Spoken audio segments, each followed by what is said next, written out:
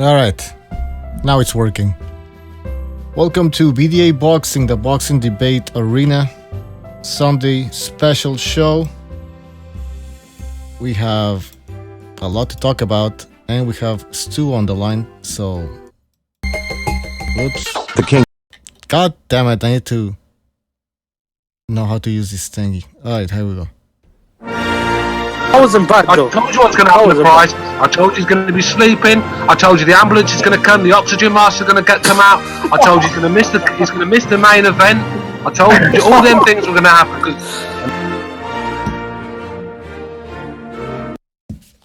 All right, Stu, welcome to the show. What's happening, Butcher? Not much. All right, so obviously we're gonna be talking about the Bivol Pascal fight. A little bit more about Tyson Fury and Deontay Wilder. But I don't know if you wanna. Well, we talked about this. Should we address some of our concerns about the Hangout show? Yeah, I mean, if you want to wait till a few more people come on, then it's up to you. So everyone gets to hear it, sort of thing. Or we can do it now. Not a problem. Yeah. No, that's a good point. Maybe we should wait. Yeah, we should wait. Did you get to catch the rest of the fights last night then? I saw the Bivol Pascal fight. That's pretty much it. Oh, and I saw Liddell Ortiz. Oh, did you see Liddell? Yeah, let's while we're waiting for people to come on, should we just get onto the Liddell Ortiz show for a minute? I mean, I wasn't sure if you saw it. Did you catch it? Yeah, I mean, that was pathetic. It was sad, very sad, because I mean, Liddell looked like he was on crack, and he was stiff. He was in shape. Slow and stiff. He looked like a fucking creation of Dr. Frankenstein. Yeah. Fucking hell, man! It was hideous. He was in shape. Actually, I was surprised because even in his prime, he kind of had like a belly, like a fucking beer gut. But yeah, in this fight, he looked in fucking shape. But it just, he wasn't all there anymore. I mean, it was old man shape though, isn't it? You get these certain old guys that take the top off and they still look great for it, but it's just all show when it comes to actual fitness and stamina. It's just not there. I mean, it was an old man in there. I mean, it looked like the fucking spirit of Ustinov had took over and chucked the Delphi the night. I mean, two old men at the worst I've ever seen them at the end of their careers, and I think that's what we saw last night. I mean, Chuck Liddell was just horrible. I can't explain how slow it was. It was just holding his hand up it was just like a pub fight. I mean, one thing about Ortiz, I mean, he's a right little prick. There's no doubt in that. I mean, the way he celebrated is like he just knocked John Jones out. Yeah, exactly. That was like, come on, that guy Liddell beat you twice when you guys were in your prime. So now you beat up a 48-year-old.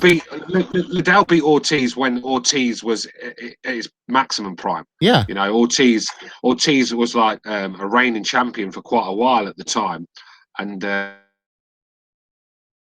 eating everyone and beat the best Ortiz there's ever been. I mean, that was just the worst of both. I mean, to be fair to Ortiz, I think he keeps himself in decent shape all year round. He keeps himself active. He's still got a bit of athleticism in him. You could see he looked the fresher guy in there, but it was just too old, man. If this is what Golden Boy is going to bring to MMA, then fucking hell. I mean, it's going to be it's embarrassing for him. But they actually did better numbers than the boxing shows. I think that at least it looked like had a full crowd there, and that it seemed to be people getting behind the event. But it was just a bit of a freak show for me. Yeah. Somebody wrote in a comment section regarding the fight, this looked like two old guys fighting over a parking space at Walmart.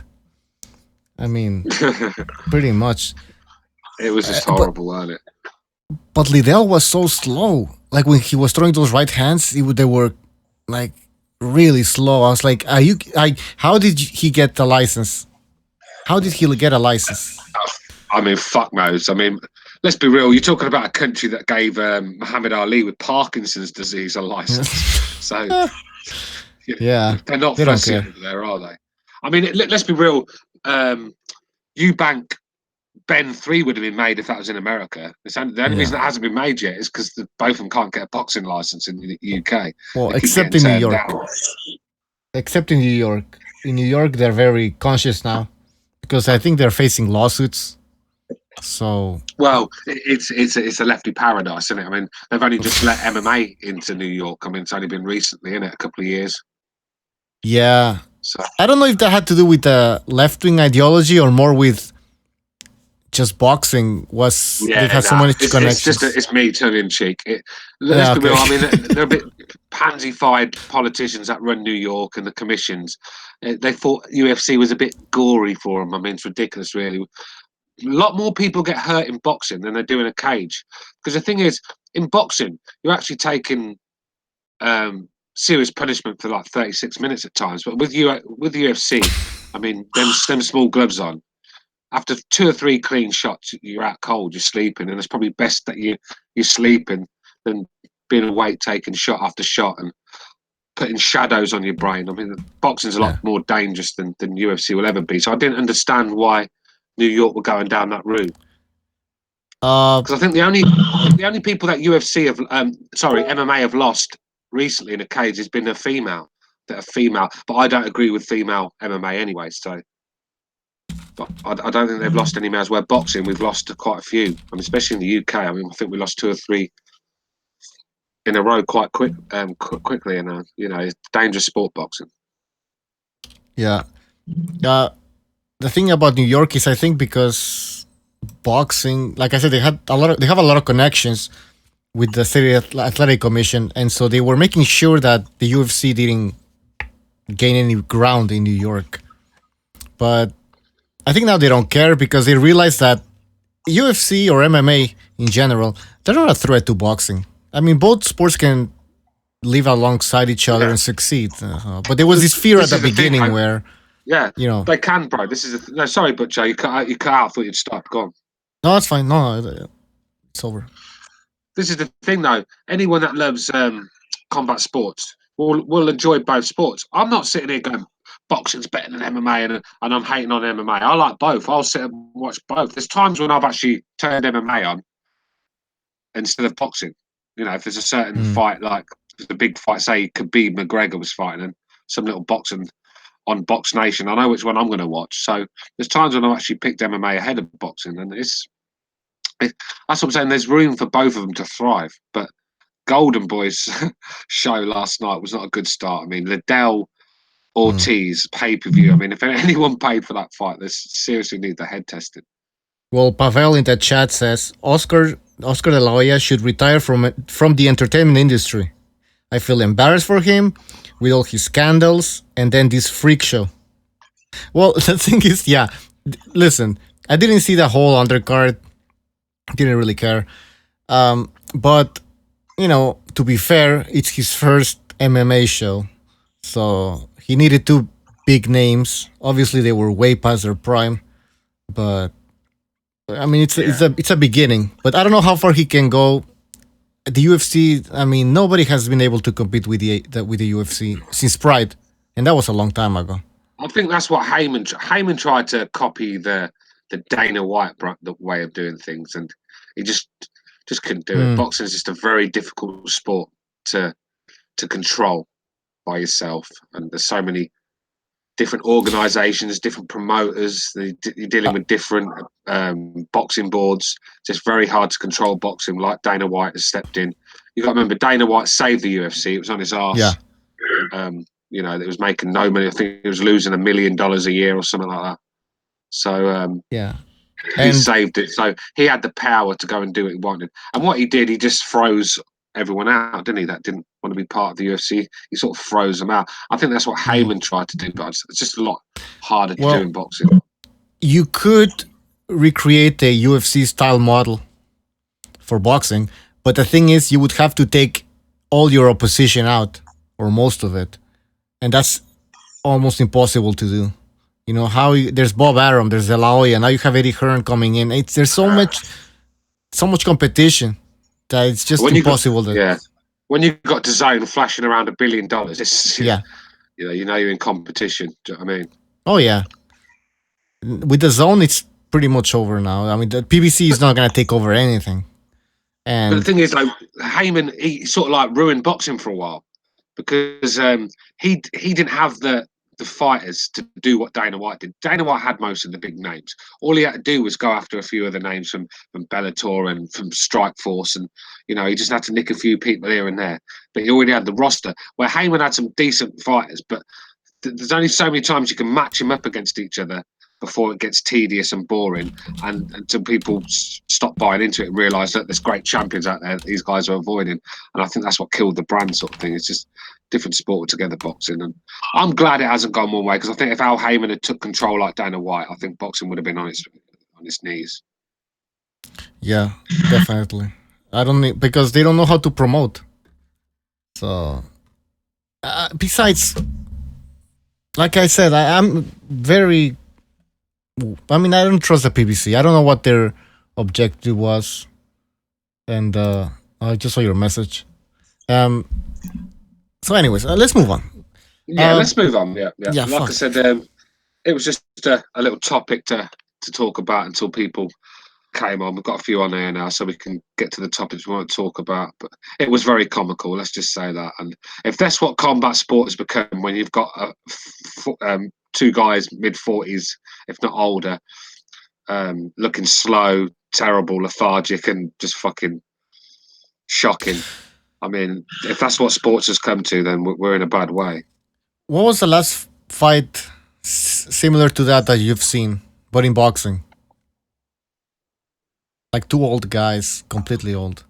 I'll tell you what. Roberto Duran against Hector Macho Camacho. Remember that? Duran was in his 50s. Yeah. Or they must have been old, because if they was both in their prime, that would have been a good fight. Oh yeah. But they weren't. I mean, Camacho was old, and Duran was even older. So that fucking sucked. But there was also Butterbean against Larry Holmes. That was a garbage fight. Butterbean lost. He was younger. I can't believe Larry Holmes fought fucking Butterbean, man. Yeah. That's just shows you where a boxer can be. He can be at top of his game, top of the world 1 minute, and the next minute he's in some fucking redneck fucking place fighting Butterbean. Do you know what I mean? For like 10 grand. Yeah. Well, that's in every sport. Well, actually, no. Yeah. Well, no. Boxing's a bit different. Boxing's a bit different because it's still fighting, and there's no people are not going to feel sorry for you because you're an old man in there. If you're going in there, you're going to get your ass whooped, whether you're good enough or not. And this is the thing: when you get old man going in the ring, still thinking they got it. Well, over here in Montreal, we have a football, soccer team, and we had Drogba for like a season. Yeah, he wasn't doing shit, man. I was like, why are you paying this guy? The guy, his legs are gone. His legs are gone when he was at Chelsea for the final year. And I can't believe we actually got rid of Lukaku. I know Lukaku's a bit fucking clumsy and he gets a lot of stick, but we actually got rid of Lukaku to bring 35-year-old Didier Drogba back. I mean, that's Jose Mourinho for you. Terrible manager, that guy. Terrible. Yeah, he didn't give Lukaku a chance.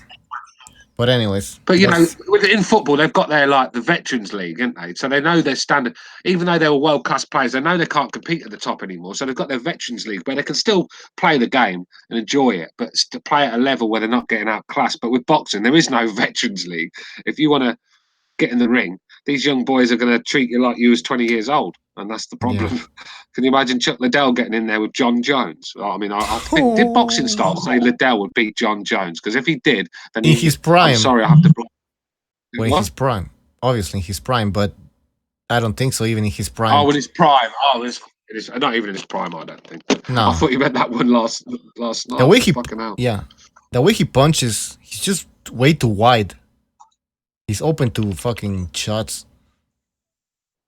But yeah, let's get on to these topics then, because we had a few fights last night. We had Bivol v Pascal.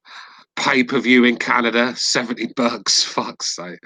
Yeah, no. I'm not sure which is the bigger rip-off, Liddell Ortiz or Pascal Bivol, because for me that's not a pay-per-view fight. But what did you think to it? Well, Bivol looked pretty good. I know this is what I thought. First of all, once the fight ended and he went 12 rounds, I'm like, you're gonna have some people that are gonna start criticizing Bivol because he went 12 rounds with Jean Pascal. But listen, Bivol did what he wanted in that fight, and at some point, Pascal landed a huge right hand, and he thought that he hurt Bivol, and he started like just throwing punches like a maniac. Bivol was never hurt. He was still coming forward.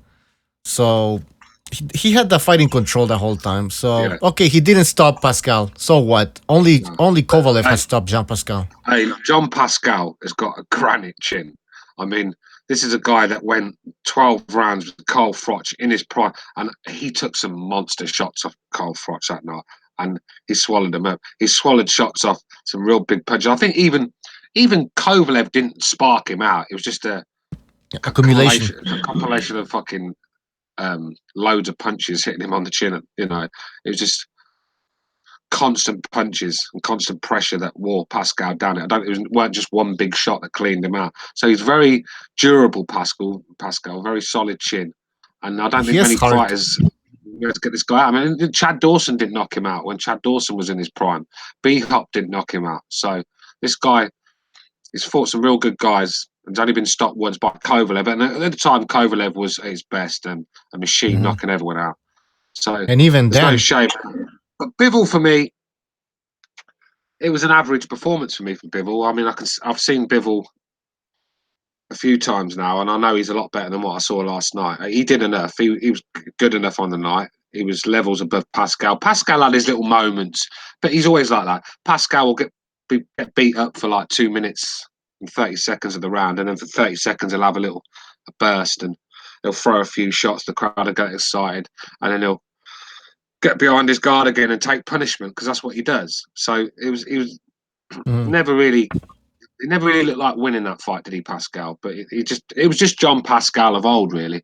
But Bivol should have gone in there and made a statement, and I don't think he really did that. He beat up Pascal, yes, he did. But there's a lot of fighters that beat up Pascal, and some in better fashion than that. So for me, average performance from Bivol. I'm not sure. I'm not sure if Bivol could beat Beterbiev at the moment. I don't, or Beterbiev, whatever you want to call him. I'm not sure he can beat Beterbiev at the moment. I'm not sure. I know you're a huge fan of Beterbiev. Well, not a huge fan. I'm not a massive fan of him. I'm not a massive fan because this guy can get hurt. But not a fan, but you praise him. I mean, I got a comment last week saying, "Oh, I don't know why you like Beterbiev. He can't fight in the back foot.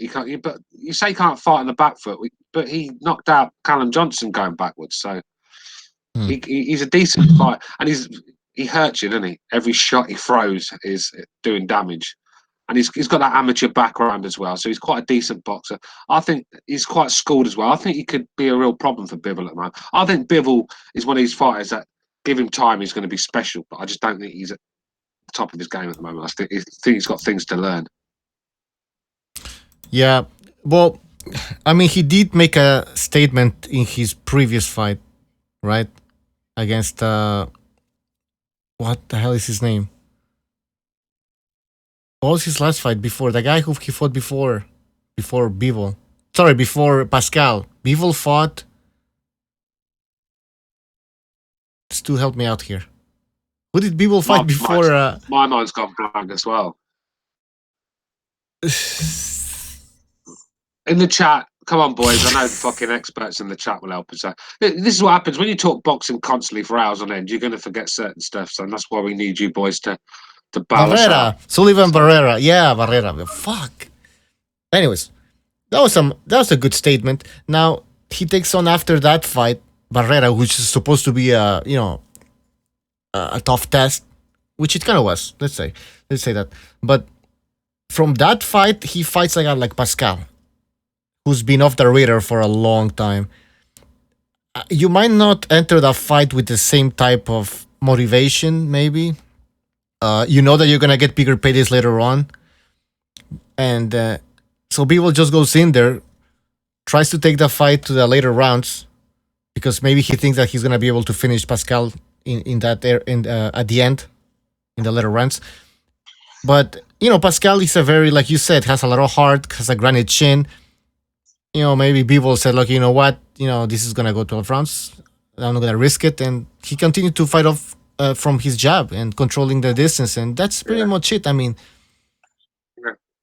it was just, for me, it just wasn't a sensational performance.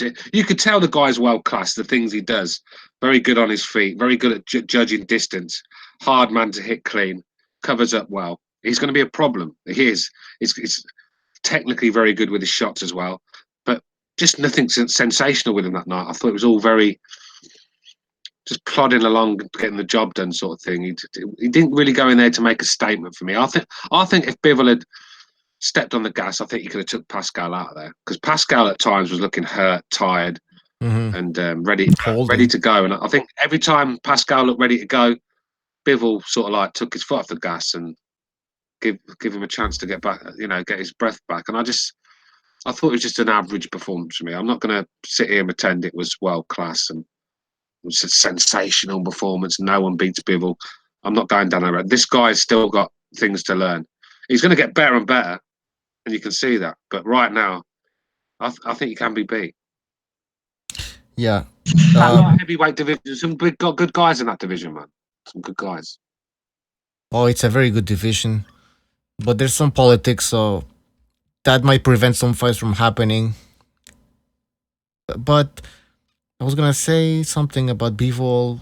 I wrote here, Bivol kept controlling Pascal with his jab. I also wrote, I write in like telegraphic format, because I don't have time to write the whole sentence here once. I also wrote, Bivol is not trying to walk down Pascal, but that's also a thing.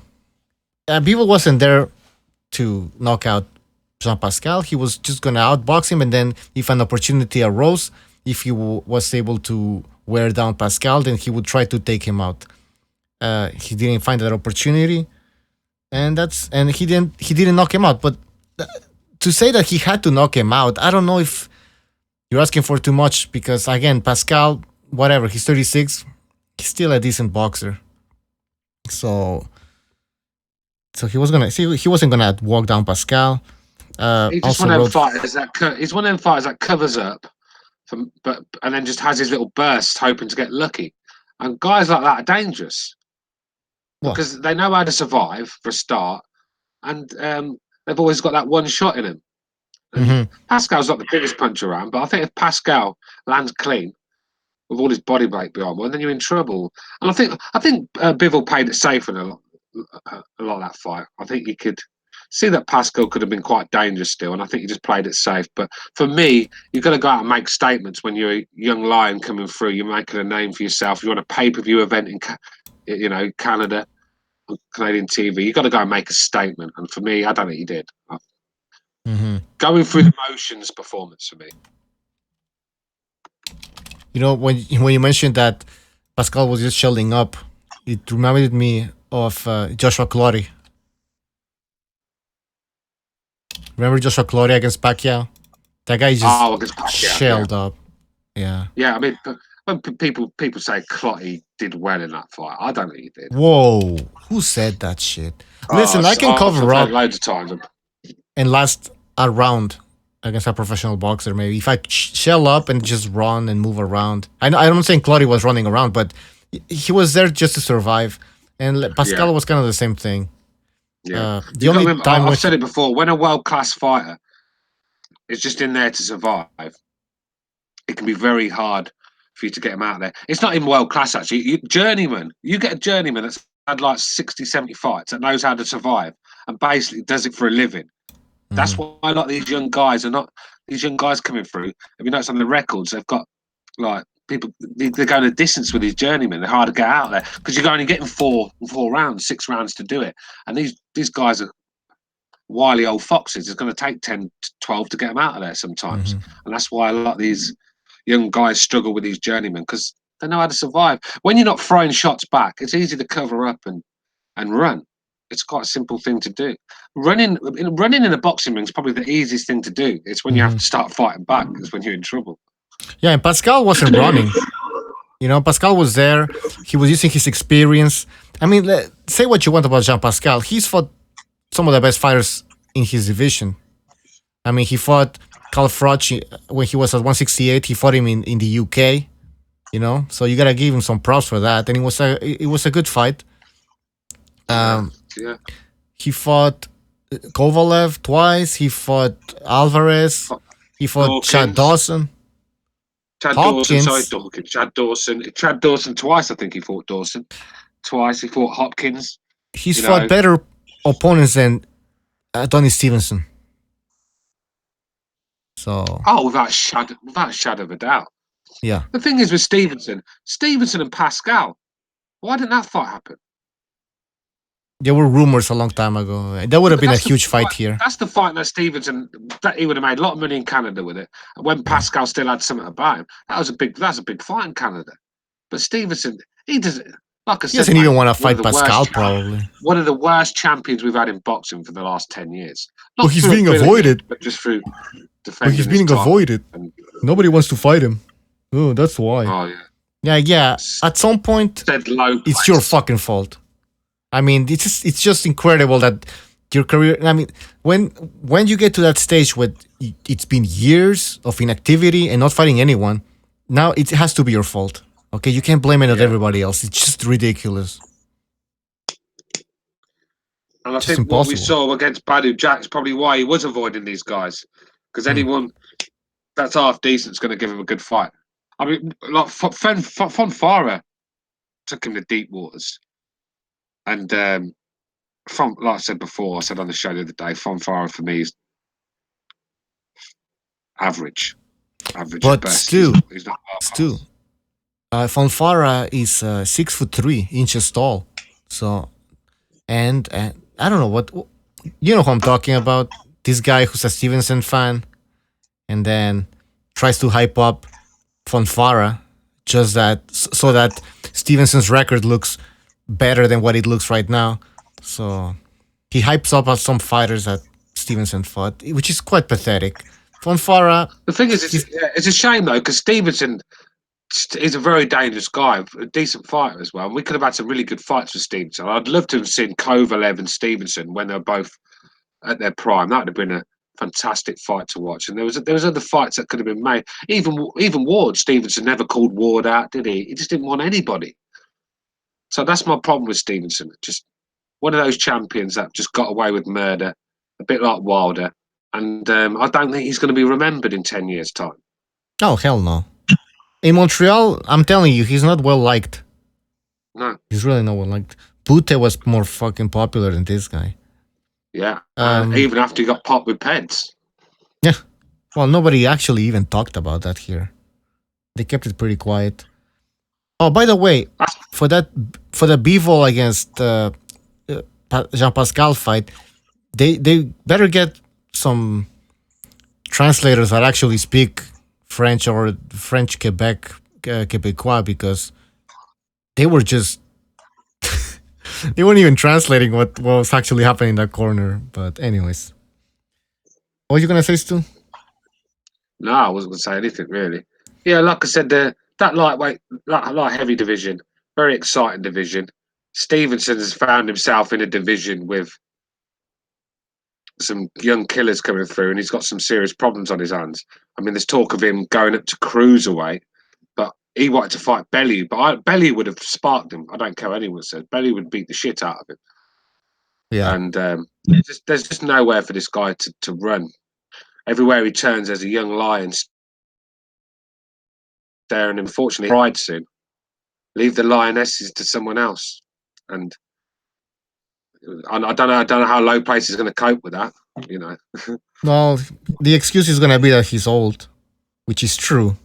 So I guess we'll never know. He is old. He's done well to last this long, really. But the only reason he's lasted this long is because he's been protected and he's fought no one. he hasn't fought. I mean, No, of course he course. hasn't.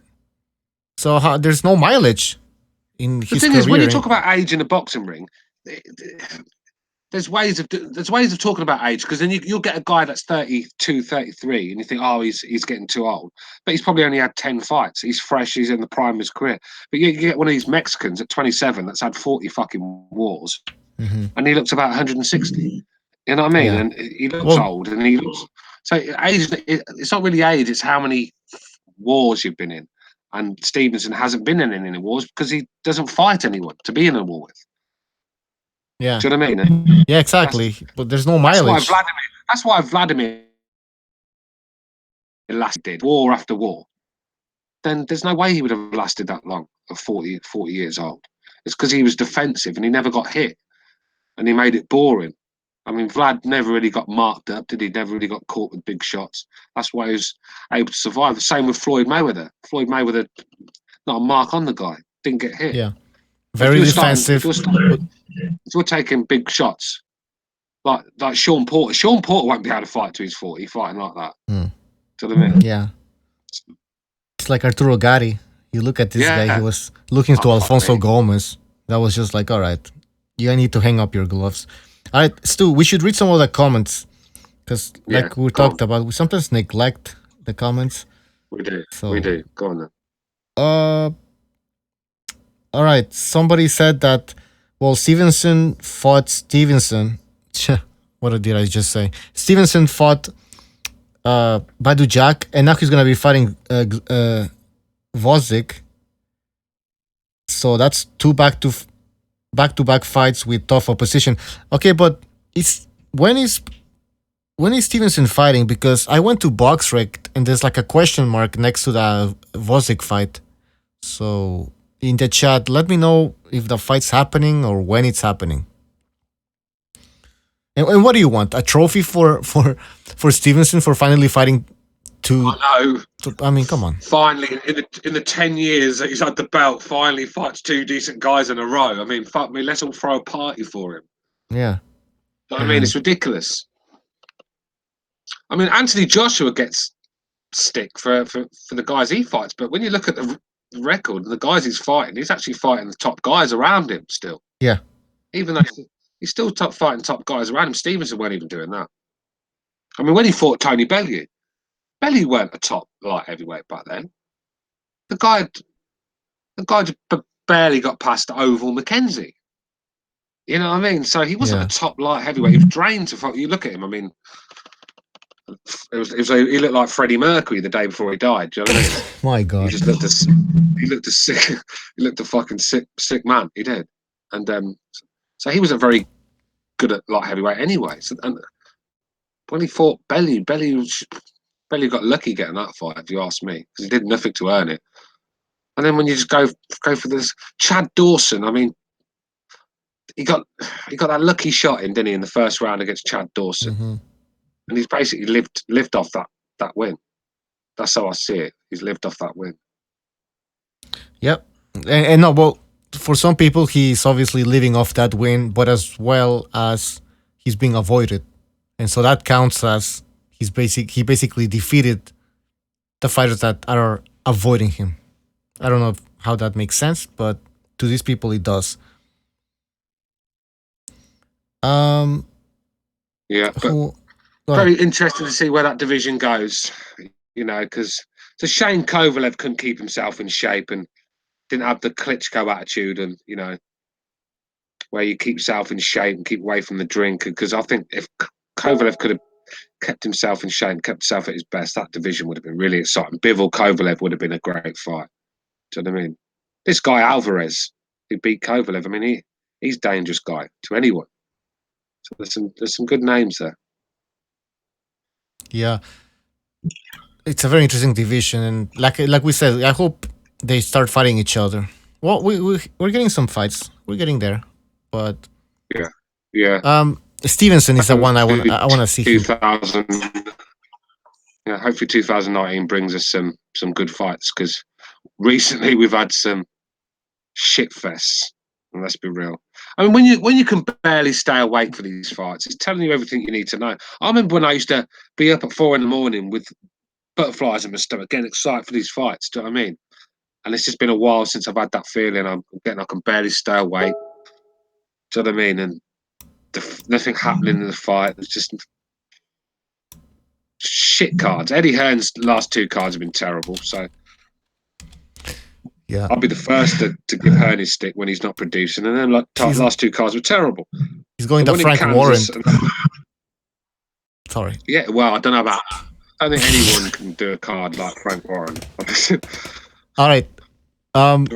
McGregor just sent me a link, and it says that Stevenson, Vosdik, Chavez versus Angulo will be a card that will be airing on Showtime, and that will be before the pay-per-view of Wilder Tyson Fury.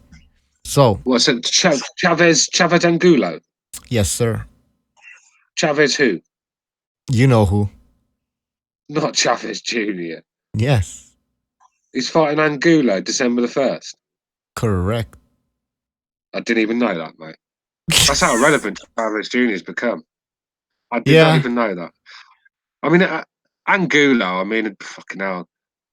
That guy's face is just going to swell up the minute he takes a right hand on that eye socket. It's just going to swell up. His head's going to deform, and the ref's going to have to stop the fight. Angulo's another old man when they're digging out the grave. I hate to be negative, but surely they can find someone better than fucking Angulo. Yeah. Well, Angulo's a warrior in his day. Very, very exciting fight. I used to love watching Angulo fight. Yeah. And even against Lara, he was beating Lara up at times in that fight. Yeah. That's just But that was years ago, bro. That was years ago. And he's a shadow of that man now. Oh yeah. I don't remember which undercard he fought. He fought this American fighter. And Angulo looked slow as hell. Like really slow. I was like, wow. Like that's early retirement for you because you don't have anything in the tank. He's been in so many wars probably. He has taken a lot of beatings. And like you just said before, beatings just take a toll. Yeah. Serious facial injuries as well that actually deform your face. I mean, yeah. That has to just fuck up your skin and make you more prone to cuts. I mean, that guy's just a mess. But I was just gonna say that Stevenson against Vosdik, he's a cool guy. I hope he beats Chavez Jr. because I'm fed up with Chavez Jr. But I don't know. I don't think it's gonna happen. But Stevenson against Vosdik is gonna be taking place in Quebec City, which I didn't even know. I'm actually going to Quebec City on the 15th, so that's 15 days later. So I'm not gonna go there to watch this fight. Maybe I should. Yeah. No, you know what? I'm not gonna give Stevenson any money, man. That's it. I'm not doing it. Nah. But anyways, if anybody lives in Quebec, can go see this at the Videotron Center. A lot of people have got Stevenson losing that fight. What about you? I think so. I think he didn't look good against Badujak. The only reason why the fight went 12 rounds was because Badujak is the king of the draws. He fades every fucking single time in the latter part of the fight. So he's like Oscar De La Hoya, who would always start pretty well, doing well, and then just faded and let the fight slip away. I mean, Badujak could have the winning raffle ticket in his hand and still find a way not to collect the prize. Exactly. Do you know what I mean? He's he'll throw a fight away. Or he'll do the Jim Gallagher game plan where you lose the first 7 and come on strong in the last 5 and hope to win. I mean, he drafts us all wrong. He's a very talented Badujak. I think he's got a lot of tools, this guy, and he could be a very dangerous guy, but I just don't think he's got that will to win fights. Like, he has little bursts. He just doesn't do enough. He's a bit like James DeGale, just barely does enough to win fights, and if not, get draws. Mm-hmm. And he's the draw specialist, isn't he, Badujak? He is. He is. And he's a number 2 pound for pounder, I think, in someone's list. Yeah, and to be fair against George Groves, I mean, he scraped by on that one because a lot of people had Groves winning that one and all. So he's one of them guys that just does enough sometimes and just scrapes through with a draw on others. Just he's never does it in devastating fashion. So for me, that's why he's a good fighter, but he's not a world class elite fighter sort of thing. Going back to the chat, Mr.BDA is in the chat. So guys, BDA exclusive. That's Mr.BDA. He says that Vosdik has good wins, but Stevenson's punch is a lifesaver. Del Boy Boxing News. He has a good channel. Go check it out. Del Boy Boxing. He says that Vosdik makes too many mistakes for me. He can win, but he gets caught a lot. Well, when you have power like Stevenson. Yeah. I mean. Them body shots were really hurting Benny Jack badly. I mean, Jack, at one time, Jack took a fucking shot to the stomach. It looked like he was having a dump on the canvas, man. Do you know what I mean? Yeah. So Stevenson's a serious punch. That's the thing that goes, even when you're an old man, you keep your power. They were saying that about Liddell the other night. Well, he's still an old man, but the power don't go. Yeah, but you still have to have a bit of technique and a bit of speed behind your shots. Timing. Yeah, you got to have a punch. It needs speed and it needs venom. It needs time to fucking travel to distance to build up the momentum to hit that jaw. And when you're throwing them at like 3 miles an hour, yeah, I don't care how hard you hit, it's not going to hurt anybody. Luis Ortiz, if this guy would have had better timing, so in other words, more youth or some youth, he would have knocked out Deontay Wilder, in my opinion. But there were so many instances where he was just like a half a second behind. And that makes a huge difference in boxing. Oh, man. Just a fraction of a second. Being second to the punch can be the difference between you winning and being asleep on the canvas. Yeah. It's just a fraction of a second. When you watch George Groves' Froch 2, now when Froch landed that monster right hand that slept him, if you actually watch the slow motion of that, Froch threw a left hand that Groves saw coming and blocked the shot. And as Groves blocked the shot, he went to throw the left hook, but he just, that little fraction before he was through that left hook, Froch already had the right hand on its way and it connected and it was all she wrote. But it was just a fraction of a second that Froch got in there first, and that's what caused Groves to be sleeping on the canvas. And if it had been the other way around, then he could have caught Froch and took Froch off his balance and probably missed the shot. You know, that's the difference between winning a fight and losing a fight. So like you said, and that's why when you're like 42, 43 years old, you've not looked after yourself well anyway. I mean, fucking hell, that thing you put up of Chuck Liddell sniffing the coke. Well, no, he didn't. He wasn't sniffing the coke, but he was in the crowd sniffing his nose. And if that guy went on coke, I've never seen a cokehead. I've never seen one. If that would, do you know what I mean? Yeah. So he's been living the Tyson Fury lifestyle as well, and it showed in the ring, or the cage, whatever you want to call it. Yeah, the cage. All right, let's not mention this shit fight again, the Ortiz. It makes me sad. I mean, it's like they were fighting for a sandwich or something. It's like, anyways. It reminded me of one of them bare knuckle gypsy fights you get on some field. Yeah, it looked somewhere, isn't it? Some old guy with a hairy chest and sitting there with fighting another old guy with a hairy chest. It's just ridiculous.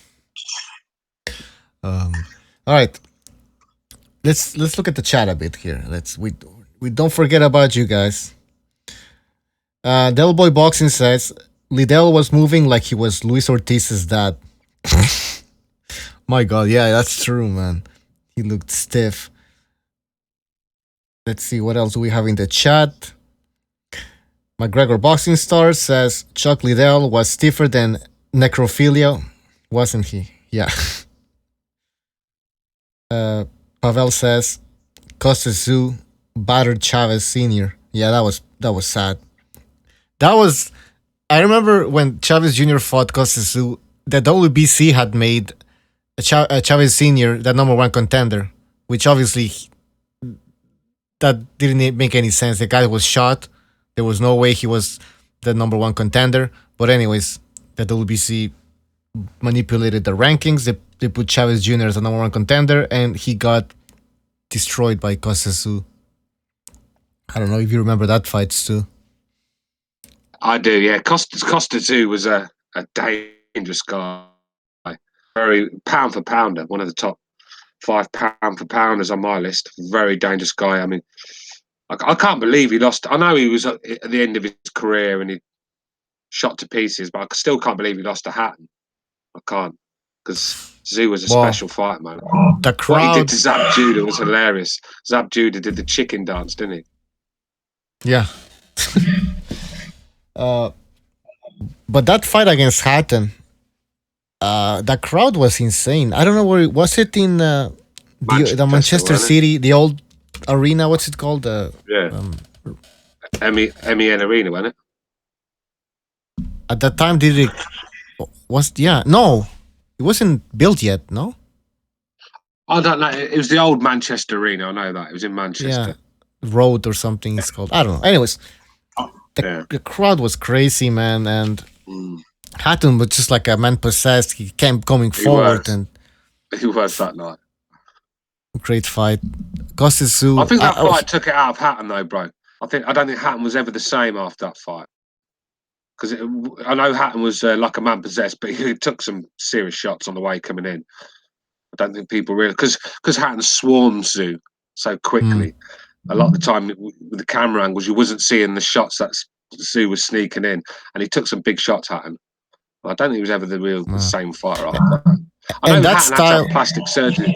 Hatton had to have plastic surgery on his eye sockets to stop him getting cut, because the guy was getting cut in nearly every fight at one time. Yeah, flying in with his hair. And Ricky Hatton, he was that style and his body frame and everything. That wasn't for the 147 division. No, 140. He was 140 guy, really. Yeah, exactly. But once he moved to 147, he wasn't the same. For me, he struggled. He shouldn't have beat Collazo that night. I thought Collazo won that fight. Yeah, and then Mayweather, he did a kind of a good job, but then I don't think he was smaller than Mayweather, to be honest. I mean, it was. Don't get me wrong. It was nice. It was nice watching him pound Paulie Malignaggi to a pulp. That was very nice to watch. But yeah, he's just not that 147 guy, really. He's just too small. Floyd Mayweather just looked far too big for him. You know, the range was a problem with how he just couldn't get inside. Every time he tried to get near Floyd, he was getting tagged up with combinations, and it was a one-sided fight. It really was. In the chat, the Shepherd's Son says Hatton was giving Floyd problems. The referee had a huge part to play in that fight. Yeah, the referee was it Joe Cortez? Yeah, fucking Joe Cortez. He's right. Hatton wasn't allowed to fight his normal game. Every time Hatton got inside and tried to work, Cortez was splitting up. Cortez is an absolute disgrace. I mean, that guy there, he's been in Floyd Mayweather's pocket for many years. And when they say Hall of Famer Joe Cortez, I can't even watch him on a video, man. I turn it off. The guy's disgrace. But that doesn't mean Hatton would have beat Mayweather. It wouldn't have happened. But at least let Hatton fight his style. And this is the problem with Mayweather. Not only he's not letting you fight your own style, but he's not letting you wear your own gloves. You know, he's not letting you do anything. Yeah, exactly. It's like you and I are gonna fight, but you're gonna have one hand tied behind your back. It's like, well, you know, I'm taking one of your weapons here, you know, and that's very important in a high elite level fight. Let Hatton, you know, fight the way he's been fighting his whole career. Why change it now? Oh, because he's fighting Floyd. So yeah, and this is the thing with boxing. It's like, can you imagine going to Barcelona and them telling you can't bring on your best substitute, your striker? You know, no, you can't use him today. You know what I mean? It's no other sport would put up with it. No other sport's going to have you telling your opponents telling you what you can do and what you can't do. But yet with boxing, you've got guys signing contracts not even allowed to wear their own gloves. You know, and you can't wear your own. I mean, anyways, I don't want to get into the whole Floyd Mayweather thing because it's just pathetic. And I know he was the A side. But this is the problem. It's not even a Floyd, bro. It's boxing. It's not even about Floyd. It's boxing. Yeah. It's not only Floyd that's doing this, and it should be allowed. Who else was choosing the referees? Floyd. Who else was choosing referees? Yeah. Yeah, I mean, no one else would get away with it like Floyd. I mean, Floyd would choose the referees, the judges, the venue, the gloves, the cut mans. I mean, fuck's sake. Anyways. Yeah. Do you want to talk about these rules we was going to talk about earlier? Do you want to quickly get onto that, Bobby? Well, yeah, we have enough people in the chat. All right. So, I've been discussing this with Mr.BDA and now with Stu about the Hangouts. Now, we're a lot of people now in the Hangouts, well, almost 8 to 10 sometimes. So, we got to establish some basic rules so that the show flows much more. So, let's begin. Some of our suggestions. Let me start writing them down. All right, Stu, do you have any suggestions, first of all?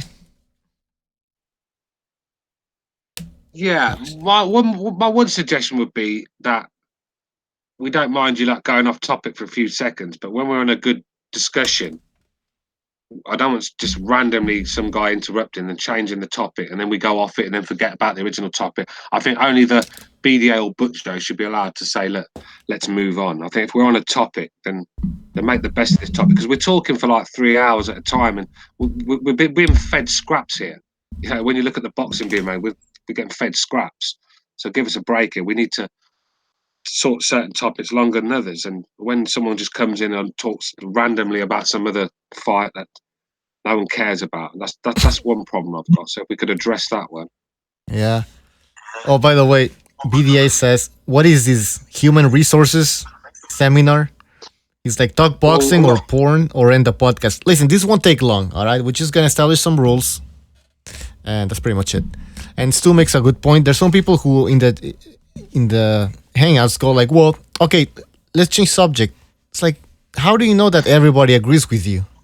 You know what I mean? And listen, BDA is really starting to start dictating the things, going over the board's head and dictating. Definitely communism there. Yeah.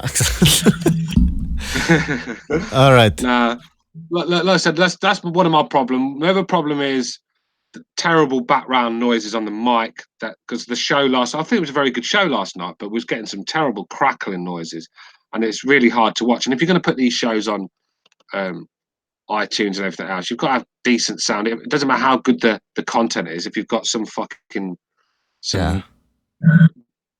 crackling radio in the background. Do you know what I mean? It just sounds horrible. So that's one way of doing it. If you're going to come on, make sure that you've got a half decent mic at least. That should be one rule. But apart from that, I'm all right. I mean that. And stop coming on and playing the victim. We have a lot of people come on here and play the victim, and I don't like that. Oh yeah, that's another issue. But listen, we don't tell people here like, hey, you gotta get a high quality mic or something.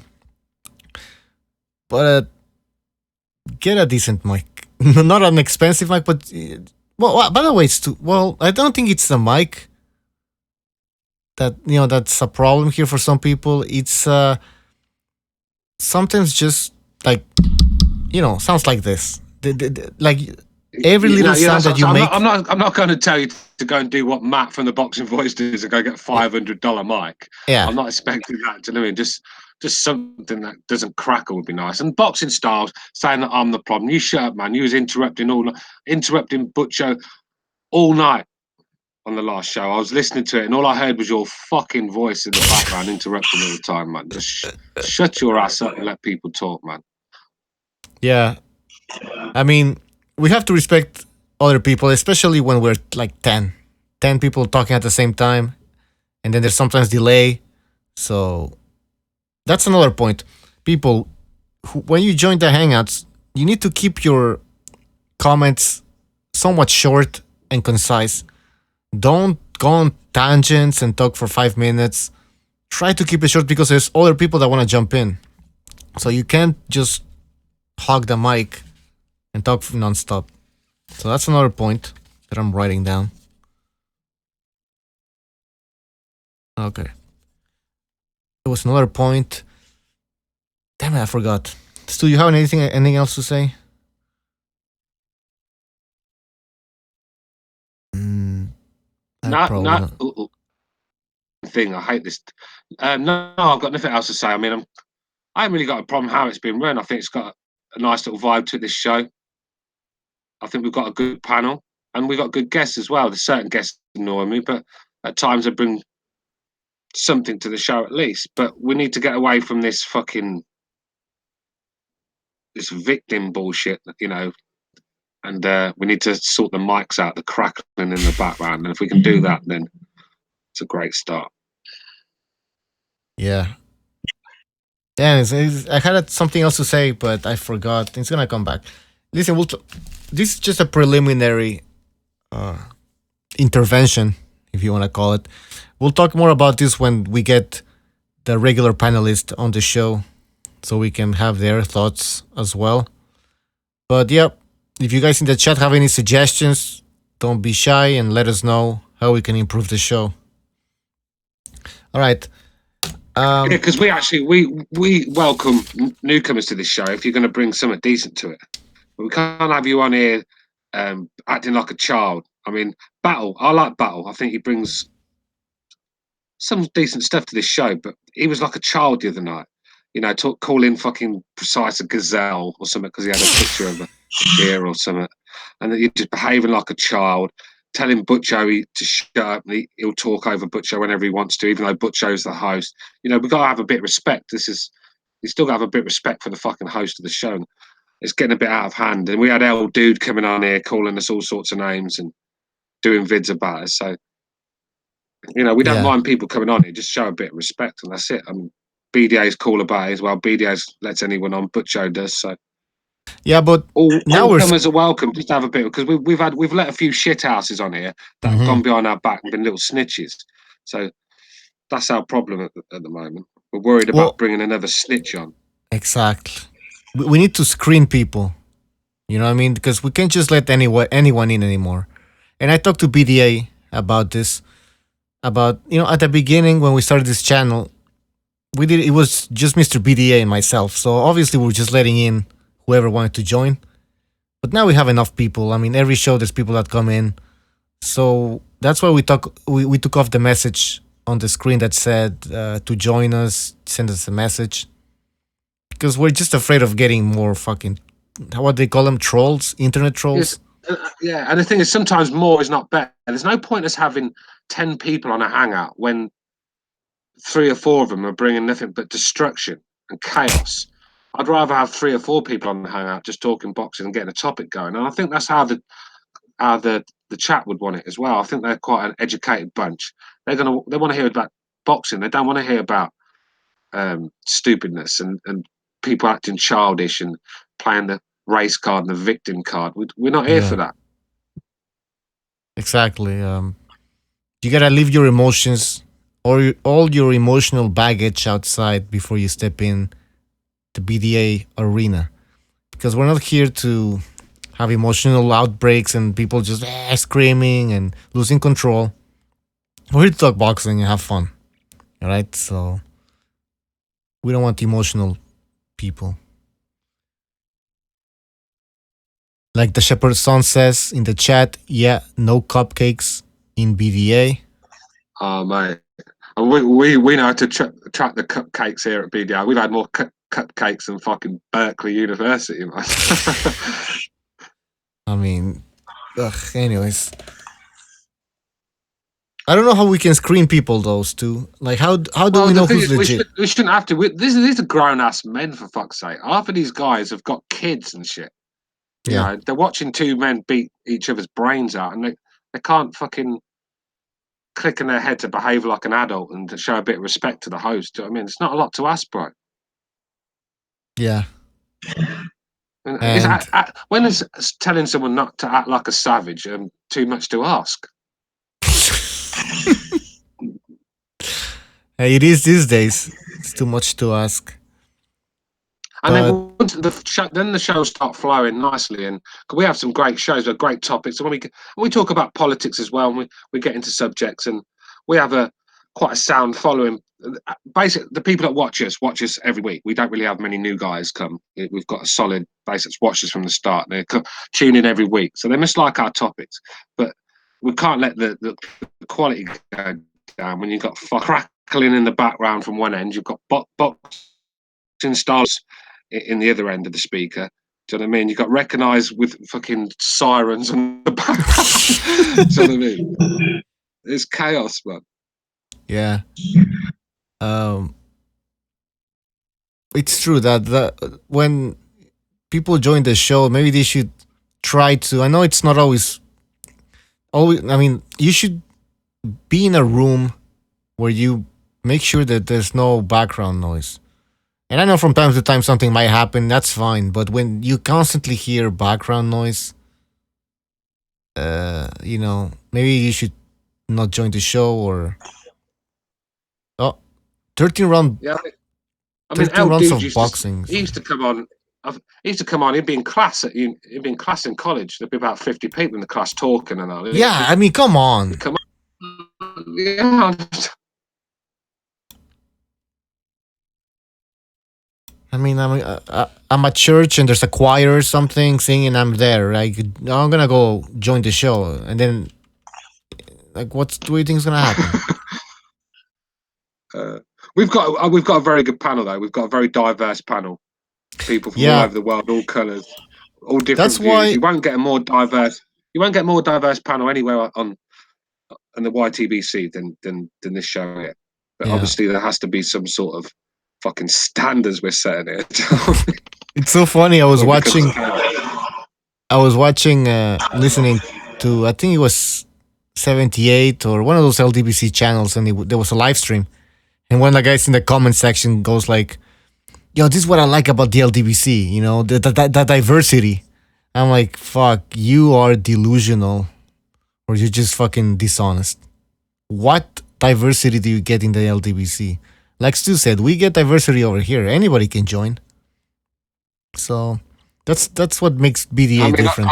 I'm getting stick in the chat for being a whinger, but it is what it is. I'm not here to be Mr. Happy-Go-Lucky, because none of you people really, these guys that are calling me these names, are the sort of people I'd ever mix with anyway. So why do I care what they think of me? I'm actually caring about the standard of the show, and if it means I have to whinge, and I'm not going to sit here and get the popcorn out and get all happy-go-lucky after over a Frank Warren card or the card. Give me something to be excited about, and I'll be on the bandwagon and I'll be happy. But right now, boxing, it just makes me angry in a way, because we're getting shit-fest, missed matches, and we're dealing with a lot of fucking knobheads. Let's be real, aren't we? When you've got a channel, you deal with the worst forms of human life on a constant, regular basis. And like they say, behind every dumpster there's a critic. And we have these critics, that they know better than us, and they're just talking shit. And God forbid you get something wrong, Yeah, and it's so funny because I remember seeing this guy, which I won't mention his name. He has a channel, LDBC channel. Oh, we have a subscriber. What was I saying? Yeah, so there was this guy from an LDBC channel. He was in the chat of this show, and he was saying, we were talking about boxing, like really going deep into like technical stuff.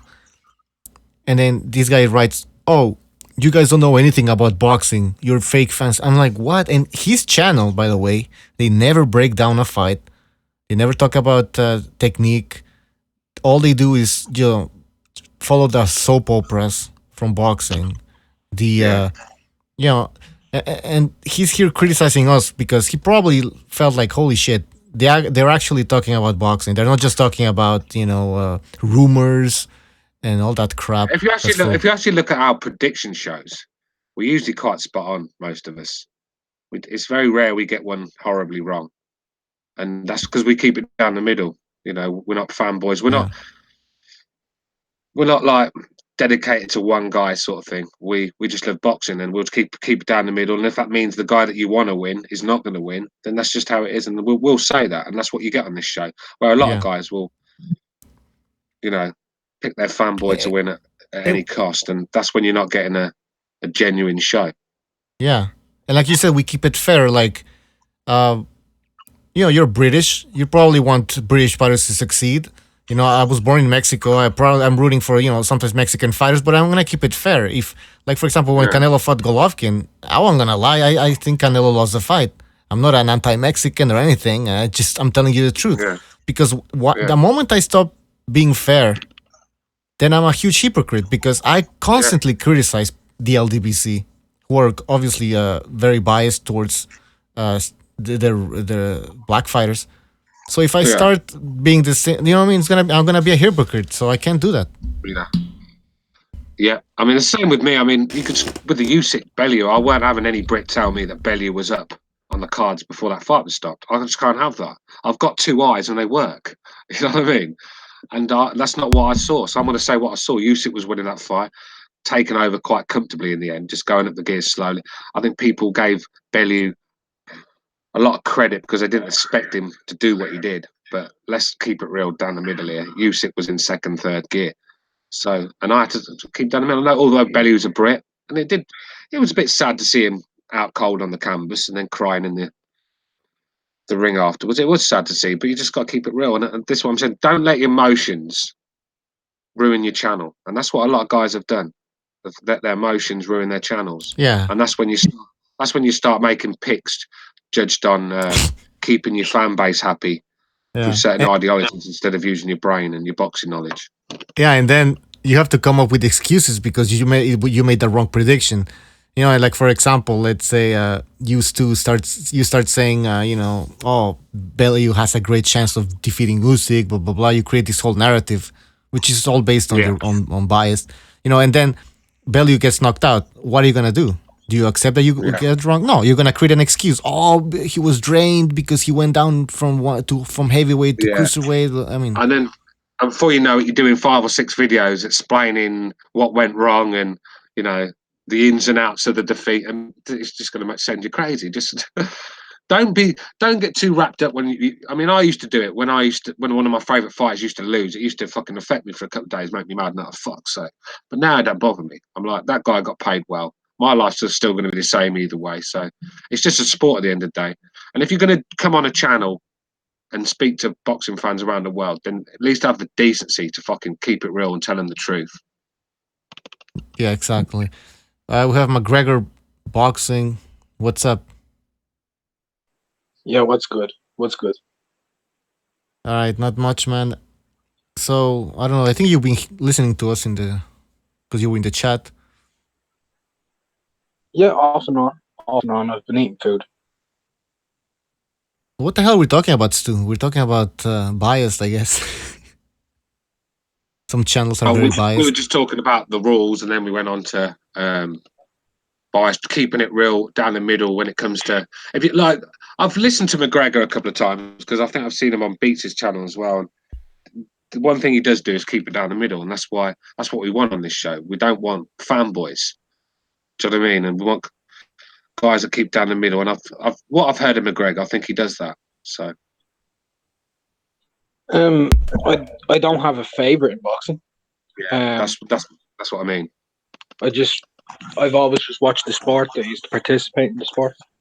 Like, I couldn't give less of a fuck about who's making what or anything, but like, it's topical. It happens. That's it.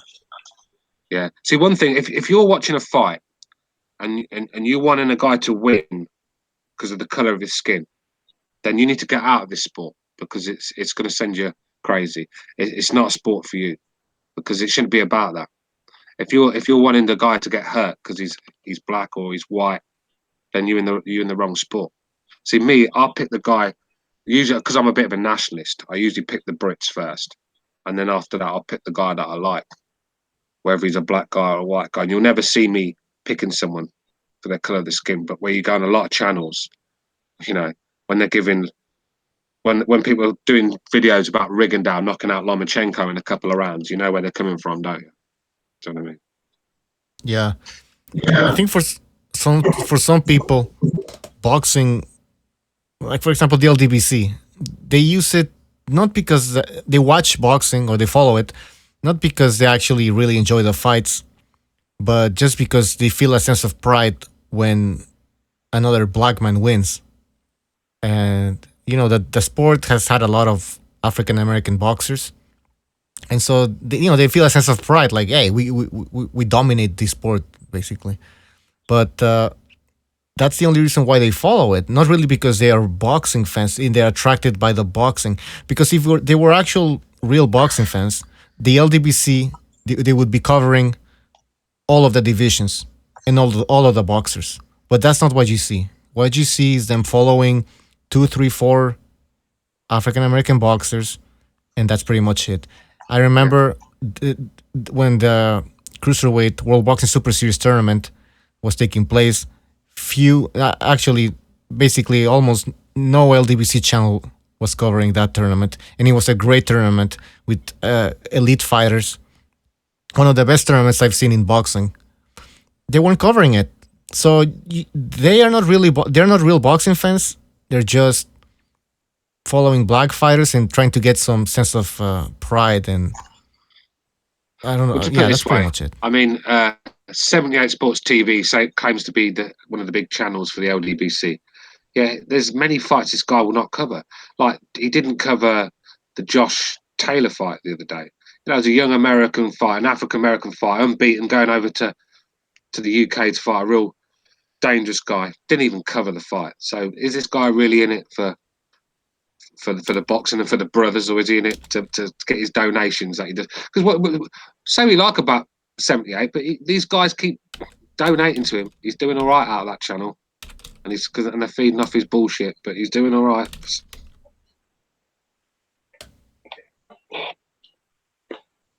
The Fox Strike says that Blood talked about Usyk Belly.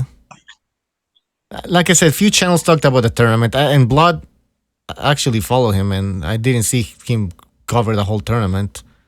And 78, who's the biggest LDBC channel, didn't cover the World Boxing Super Series tournament. They don't even talk about Chocolatito when Chocolatito was on top, because for them, Chocolatito was a bomb.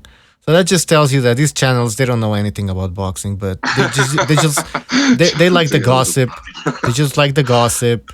And they constantly talk about Wilder and Fury. Wilder, and they're still talking about Wilder Joshua and the rumors about the money. Where's the money at? And Eddie Hearn doesn't want to fight. It's just ridiculous, and it's garbage. And please, nobody in the chat try to defend the LDBC, because that just makes it look bad. All right, most of the LDBC, and I'll do a fucking video researching this. Most videos, all right. Most videos, more LDBC channels, they don't cover most of the divisions, right? And you can name me maybe 1, 2 channels, but that just proves my point. You're fucking nitpicking 1 or 2 channels that talk about other divisions. Did you about DAZN contacting Deontay's Boxing Nation to help them promote DAZN on YouTube? I heard about that. No, it's possible. He has a lot of followers. It did happen. That's why, have you noticed, he's backed off DAZN now. He's actually quite positive about them. He's on the payroll. It's amazing how you soon change your mind, mate, when a few fucking Benjamins start getting flown in front of you. I wonder what's going to happen, though. Is he going to be chastised like the... What's the word? He's going to be called a sellout, and like ostracized. Kanye West. Yeah, exactly. Is he going to be ostracized from the LDBC community now? Because he's supporting the Zone, Eddie Hearn. I mean, Deontay isn't in the LDBC. No. But... Well, that's what they say. No, he's new media. He is quite biased, though. He's biased as fuck. He is biased, but he's not a member of the LDBC. Yeah. No, he's a member of... They've approached him. I think it's called a new media. Yeah, new media. Yeah, which in my opinion, I don't know what the difference is between them and the LDBC, to be honest, because just go read the comments in their chats, in their comment section and everything, and it's complete garbage. Just the same people, actually. I see the same names from the people who go watch LDBC videos and go to new media channels, whatever the fuck that is. But anyways, we try to keep it fair, try to be culturally diverse, and we're gonna keep on doing it. It gets a bit far left when BDA's on. Gets a bit social justice warrior when he's on. Yeah. No communist BDA, quite conservative on here. We do have our left wing activists like BDA and L Dude. So the Fox Strike says that Block talked about getting the zone and watching the World Boxing Super Series. Well, I remember the Blood saying that the Zone website doesn't look like $1 billion website. What else was he saying? He was saying Eddie Hearn ain't got $1 billion. I mean, he was really anti Eddie Hearn in the Zone, so I'm glad he changed his mind. I think that's a good idea that they've reached out to YouTube, because I think YouTube is the way forward to help build a brand. Because, like I said, if you're getting millions of viewers a year, then it's got to be a good thing. And these guys are boxing nuts. You know, they're going to dedicate. Say Deontay is going to dedicate fucking promoting DAZN, isn't he? If he's getting paid for it, and he's going to spend a lot of time doing that. And that's what YouTube comes in handy. And I think it's a good thing they've reached out to him. I'd have liked it if they'd have reached out to some. Do you know what I mean? Made it yeah. But they don't know that. I mean, the Zone, they look at the channels that have a lot of subscribers. And so that channel has a lot of subscribers. I'm sure they don't even know what type of subscribers the Eagle has. Maybe they'll find at some point. But the thing about the Zone is that they are coming in with a different mentality. Obviously, they're a streaming app. So that's something new. So yeah, maybe they have new ideas and they go like, you know what? They're thinking differently and go like, let's try reaching to these YouTube channels.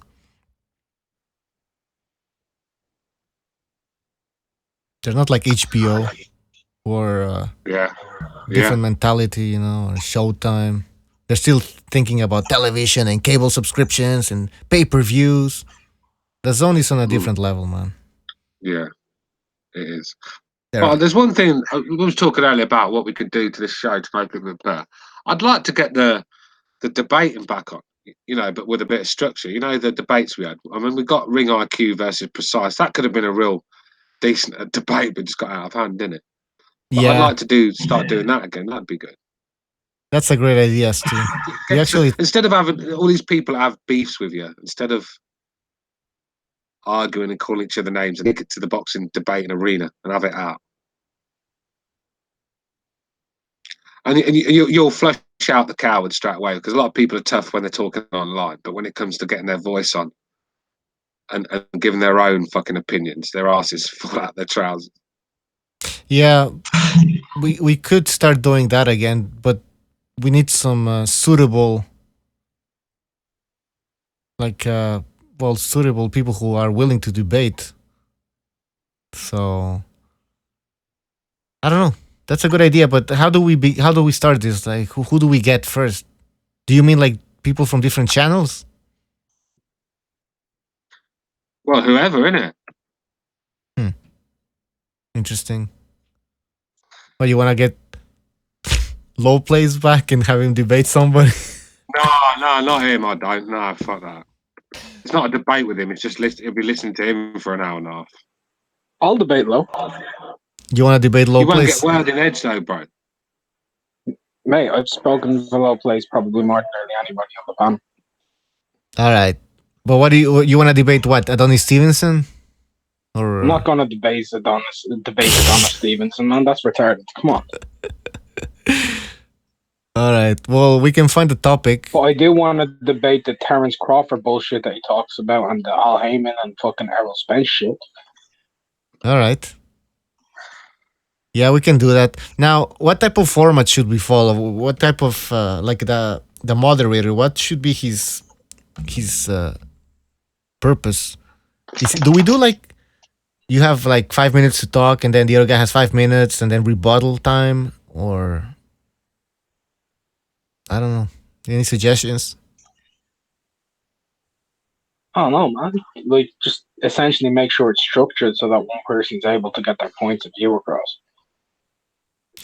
Like, Yeah, that's the whole point of a debate. Like, you can't have one person talking for like 5 minutes, the other person's silent, and then when the other person starts talking, this other person starts trying to like debate in the middle of their rebuttal. all right, let's do it. I'm gonna contact Low Place and tell him that. Yeah. But have you got the power to mute his ass when he's overdoing it, and you need to bring McGregor back in? Because I can't have him taking over the fucking whole debate. That's what it'll do. It's no point listening to it, man. So you've got to be able to mute that guy when it's not his turn. Yeah. Yeah, you're right. And now we have the muting thing, so it's gonna be. I'd like to hear McGregor v Low Place. I think it could be quite entertaining, but you've got to have some sort of structure in the debate, otherwise it just becomes chaos. Okay, well, if Mr.BDA isn't here, then maybe you and I, Stu, we can try to be. We can be the moderators. I mean. Yeah. All right, McGregor, you have to say something controversial about Low Place so that I can use that audio clip in a preview video that I'm gonna make. Something controversial about Low Place? Well, something that, when you have a fight trailer for whatever. I mean, the chap just got out of prison, didn't he? The very first thing he did was take his shirt off, went straight onto his fucking stream and started talking about cooking himself out to Adonis Stevenson. Oh, that's pretty good. All right, we're gonna take that. Say something like Low Place. What do you think about Low Place? Honestly, I think Low Place is Low Place. I think he's a bit of an idiot. He has his points of view that are a little bit idiotic. And I'd just like to see him get ethered in front of everybody, because long story short is Low Place doesn't know anything about boxing. No. He knows. Perfect. He knows a little bit, and he's a little bit of what?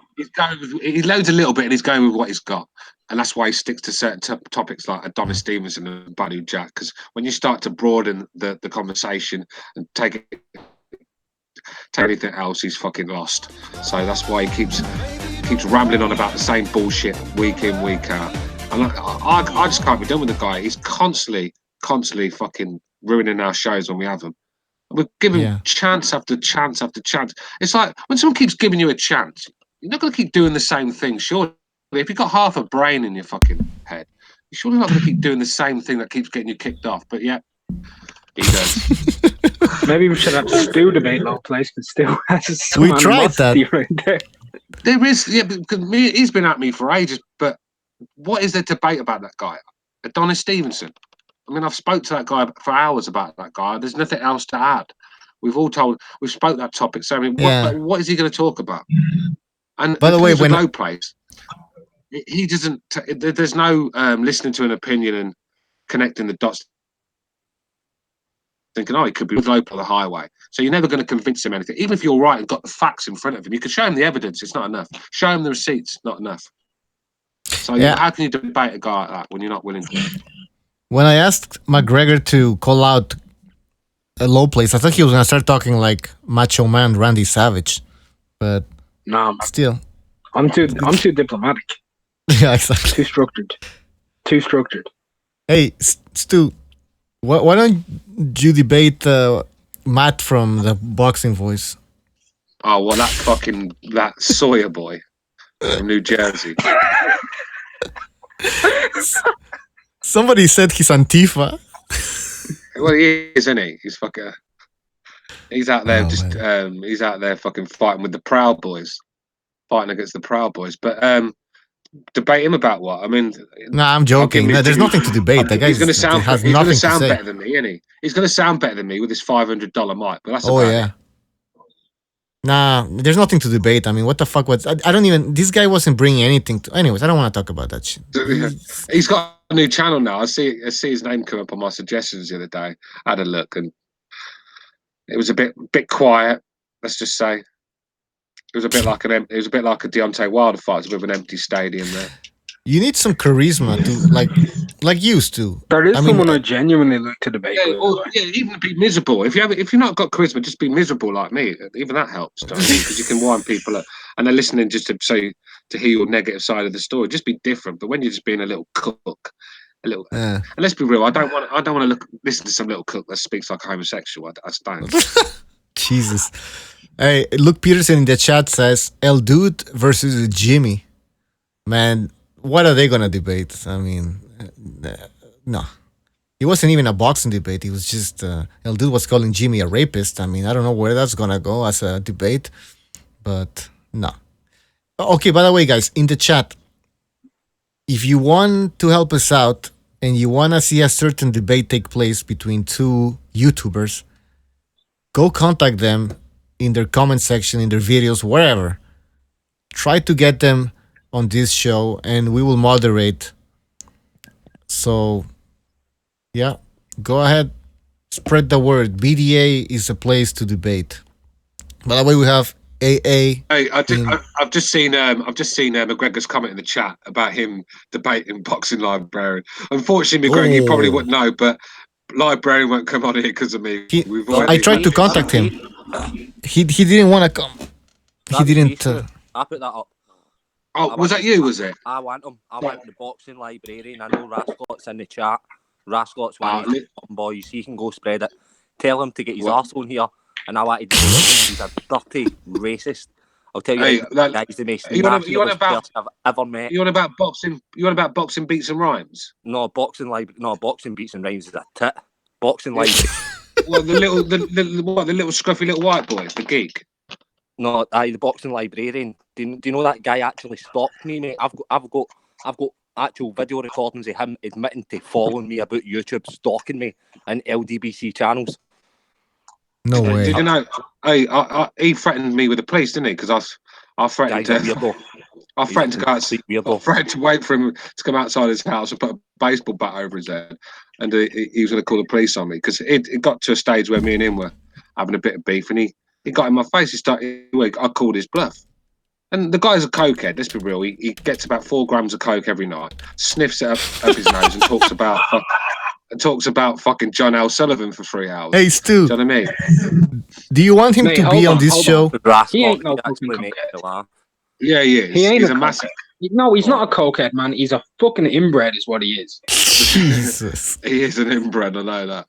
I mean, he's a whiny little fucker. And he called himself a red-blooded male. I mean, if that's a red-blooded male, then we are doomed in this country. For fuck's sake. I remember when you had this beef with him, Stu, and he made a replied video. I told him if he carries on, that he might walk out the pub one day and accidentally slip on a baseball bat. I'm going to tell you what the funniest thing is. Right, I live in Leeds. I'll tell you where I live. I live in Leeds. This guy lives less than 15 miles away from me, and he's playing a stupid game. Because I honestly, mate, I wish you could. McGregor knows some of the laughs I had with this guy. I literally had like a 2-hour conversation with him where we were messaging each other, and I was saying to him, like, the LDBC aren't real, you know, they're not like a real organisation. He's like, they were going to come to my house and threatening my son. I was like, but it's no real, mate. They're no real. It's not a cartel. He was treating them like some sort of cartel. I was like, it's a group of guys on the internet. It's a group of guys with a computer. He's gonna go to the police station and go like, yo, the LDBC is after me. And then the cops are gonna be like, who the fuck is the LDBC? I was like, they don't have a headquarters or that. Like, they're not coming to get you. Like, if they're not able to go, if they don't go watch boxing in America, they're not jumping on a plane to come and get you. Like, let's be honest about it. I mean, the thing is that make me laugh. You'd go around watching videos. He was such a fucking sellout, librarian was, because at the time the LDBC took him in until he became a cracker, and now he's on his own. But you'd go on one of these LDBC channels. They'll be doing a video like, I fucking hate crackers. They can't fight. White boys can't. And he'd be in the comment section. Totally agree with this video. Do you know what I mean? He's a right little sellout, he was. So I mean, oh, he's hilarious. He was used to fucking pump these black racists up, man, to knock the white. So much footage on the guy. Honestly, I've actually got a collection of footage on him. Some of the stuff he's just said to me personally, like where he said I was stalking an LDBC channel. Do you know what it was? He said that every LDBC channel was racist, and I said that's not very fair. you can't call every channel racist. And he says, well, I can. Listen, that's his exact words. Well, I can, because I was in a comment section and I seen this comment. All people from Britain are racist slave masters, so that means LGBT channels are racist because a guy left a comment in somebody's chat. That's the mentality of the guy. The guy. This is what happens when white liberals get involved with any sort of sport. They just try to ruin it. I mean, this guy is as left as it comes. It's as left as it comes. And I keep saying people are left wing, but he's a lefty. Of course he is, and he is, and he's a sellout as well. And he's a gobshite. Let's be real. He's got a bit of knowledge about history and that. I'll give him that. He has got a little bit. No, man. I wish people would stop saying that. Do you know? Don't say that. Don't say that again. That's an insult to historians. Fair enough, boys. Fair enough. I'll take your word for it, boys. I don't watch a lot of him, but like I said, he can ramble on for a few hours about history. I know that. Especially when he's had a bit of that fucking coke up his nose. Oh, he's a definite tosspot, but he's more than welcome anytime to come on here and debate me, because I want to put the footage out there of him, some of the shit he said to me about stalking me and stuff, and every LDBC channel's racist because somebody left a comment in their channel, like, and making a video every day about a group of people who are just a group of people who share a hashtag. Let's be honest, guys, they're not a cartel or anything. It's a group of people who share a hashtag. All right, guys. I think you pissed off Rasclot222 because now he's saying the Boxing Librarian is a good channel. Y'all just haters. And now he's saying a lot of you guys stalk the LDBC, unfortunately. And then he says, for some reason, when a white guy praises only Europeans, it's all good. But when black channels can't praise black fighters... Oh, no, sorry. But black channels can't praise black fighters. That's... You call it bias, so we're biased. Boxing Librarian's white for a start, so I don't know what the fuck he's going for. Listen, who the hell is just praising white? Can I just get in something? For a channel who calls himself the Boxing Librarian and talks about history, yeah, about 60% of his content is off of Wikipedia. Yep. I have literally listened to his videos, gone onto the people's Wikipedia pages, and listened to him quote Wikipedia word for fucking word. Some channel, bro. Reading stuff off the internet doesn't make you smart. That just means you can read. And by the way, I mean, I see that Precise is in the chat, and he told us his story where he just left a comment, challenging one of Boxing Librarian's opinions, and he went fucking apeshit. And he actually, I think, blocked him or something. So this guy sounds like... He did the same to me, the fucking cunt. Tell me, he blocked me last time because I asked, this is a serious question, right? I said, AJ versus Wilder. AJ is the A side, right? Because he does pay-per-view and he fills a stadium and he brings more money. I said, what happens if Wilder versus Fury did $50 million, which would be roughly what AJ versus Povetkin did? What would make AJ the A side? And do you know what he did? He did that mad laugh. He went, I don't need to answer that, and then blocked me. Wow. That's a serious question. Like, that's a question to ask. If you're the A side because you make more money, when that person makes the same money as you, then it kind of becomes an even split. Obviously, AJ will 55, 45, but you don't just block somebody and laugh. Like, well, he does that. If he doesn't agree with something that you've said, he doesn't try to bait you on it. He just blocks it. He's a fucking coward, and he's got no backbone. And I don't care what Rasclot in the chat says, whether he likes him or not. The fact is, I don't know why you're talking about black guys praising, black channels praising black fighters. We weren't talking about that. We was talking about a white dude, a white lefty called Boxing Librarian, who's a self-hater that goes around sucking up to the LDBC, and now they've fucked him off. Now he's a cracker to him, and they've now fucked him off. Yeah, exactly. He's on his own now, like a little child. How could you miss that? How could you miss the fact that you're joining a group of people that are racist? I mean, you must really be naive. But that's what I mean. I've gone to LDBC channels, right? And I can sit in the channels. And it doesn't make sense because you've got Sporting Icons, right? Sporting Icons is the most nationalist British channel I've ever came across. But I talk to that guy daily on Twitter, private messages. Don't have a problem. I think he's a Matchroom fanboy. But I'm able to sit and have a laugh with him and talk boxing. And I can do that with LDBC. I can do that with loads of LDBC channels. But I'm not able to do that with somebody who calls LDBC channels racist. It doesn't make sense.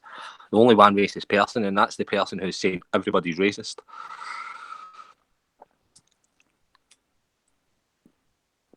I'm reading some comments here. The Fox Strike says, Boxing Librarian is a good channel. He insists it's a good channel. Listen, it's for historical purposes, sure. But now we have McGregor saying that this guy's fucking quoting Wikipedia, basically. So that kind of takes a bit of the magic away from that channel, to be honest. But my issues with Boxing Librarian is the way he treats people who disagree with him. I mean, it's a boxing community. Boxing, like his breakdown videos he does with all fighters are brilliant. See when he does a pre-recorded video, it's great to watch. But see when he does a live, he just constantly goes on, and then before you know it, he's just blasting about the LDBC, and you're like, fucking hell, man, just get a grip and talk boxing. The Rasclaw222 says, these clowns should go on Wiki themselves if it's so easy. Carnival said, I asked the librarian to cite sources. I wasn't able to verify what he claimed. Well, there you go. And by the way, I thought about doing videos about old boxers and just quoting Wikipedia basically almost and just putting some videos. But I was like, nah, it's too easy and I'm not going to fucking do that shit. So it's not impossible, to be honest, Rascal. No, but that's the problem. Like people like Rascal's the kind. He's another idiot. I'll tell you the new Rascal, you're a complete idiot. You sit there when people like the Boxing Librarian calls every LDBC channel racist and blocks people who say they're not. And then 5 minutes later, you're in the LDBC channels talking about all black boxers. Complete, honestly. Bit of a sounds like switching sides now. Just talk boxing. I don't care if you're black, if you're white. Flip flopper. Talk boxing. In the chat, Precise is saying that he thinks that Boxing Librarian makes shit up. I'm going to be honest with you, man. I've researched some of the stuff he said. Like, I hardcore research boxing. Like, proper history. Dude doesn't know much at all. And people are like, oh, he's a good channel. If all you do is go onto a channel, listen to what they say, and say, oh, yeah, that's right, without looking it up yourself, you don't know fucking shit about studying either. There's no critical thinking going on there, is there? Exactly. By the way, we have if 13... he's such a good channel, he can come on and debate history with me any fucking day, and I'll edit the bastard. Yeah. Well, we'll try to contact. He won't show up here. I mean, if this guy's afraid of the LDBC breaking into his house and something like that, I mean, he's not gonna come here and then fear for his life. And you know what? I don't want that type of fucking problem. Like I said, boys, we'll try and get some debates on it. But I think this is quite a scary place for some people to come. Most people don't want to come here. Even Beats, who's quite a knowledgeable guy himself, doesn't want to come here. He thinks he's not going to get a fair crack. So it's going to be different from the other side, shall we say? Yeah, you're right. By the way, we have 13. Hold on, let me just introduce this guy who's been trying to get on this show for like 2 months now, and finally he managed to get in. 13, are you there? Hey guys, what's up? Yeah, I'm here. Finally, man. Did you get my link through Twitter? It's been a long time. Yeah, I added you on Twitter too. All right. Well, welcome to the show, man. Yep. Could you just speak a little bit louder? Yeah, is that better? Yeah. All right, well, welcome to the show. Is that better? Yes, it is, man. You sound perfect. Well, okay, I guess. Anyways, we're talking about debates and bringing in people, and some people want the Boxing Librarian to be on this show, but guys, don't get your hopes fucking high because this guy is not gonna show up. Anything else? What the hell were we talking about? Stu, are you there? Help me out, man. Yeah. What do we talk about? We've got a few more. We've got 6 more days to the big one, Wilder Fury. I'll be booking that soon. I've got a few friends coming around for that. I should be getting a few drinks in, some food, and make a night of it. It's going to be a good fight. I'm looking forward to seeing where we are with Wilder. I agree. I really am, because I think this is the fight where it's going to tell us where he is, and it could be that he blows Fury out there, looks good doing it, and then we all have to start standing up then and taking notice of this guy. If Fury starts outboxing him and makes him look silly and sloppy, like he has done in the past, then I don't know, man. I don't know what to think, but I'm picking Wilder to win it. But I'm praying to God that Fury can pull it off. It'd be a great thing if he does, and I'll be definitely searching the YouTube channels the day after, looking at the post-fight vids and watching a few people cry that day. So it's gonna be listen. If Wilder loses this fight, oh no, it's gonna be it's gonna be worse than when Rigondeaux lost. If Wilder wins this fight, my kids haven't got any Christmas presents. yeah. Yeah. That's the only thing with Christmas, man. Isn't it? Fucking had to keep thinking about how much money it's costing me over it. That's why I'm not getting. That's why I'm not getting White Chisora. I've decided I'm not going to get that. I'm going to find a stream and check it out. I'm going to that. I'm going to Warrington. I'm going to Warrington, Frampton. I'll be at that. Are you going? Where that is that? Is that in Leeds? Is that in Leeds? No, it's in Manchester. Oh, it's in where are you from up north in England then? I live in Leeds. Oh, you're only down the road, then, aren't you? 20 miles. I'll be travelling to Leeds. So, the last I heard, the supporters that I heard, there was like 7,000 were gone for the Leeds season tickets that had bought straight away. Yeah. Oh, he's got a good backing, Josh Warrington. That'll be full. That will, and Frampton will bring a few and all. That's, to be honest with you, when you look at that's the better fighter in it on paper for me. By the way, I have to say something here. First of all, good luck with Leeds United and their promotion. I think they're going to be promoted. And Luke Peterson in the chat, thank you for the contribution. He says, get some earplugs when boxing style is on. Yes, we will. All right, continue, guys.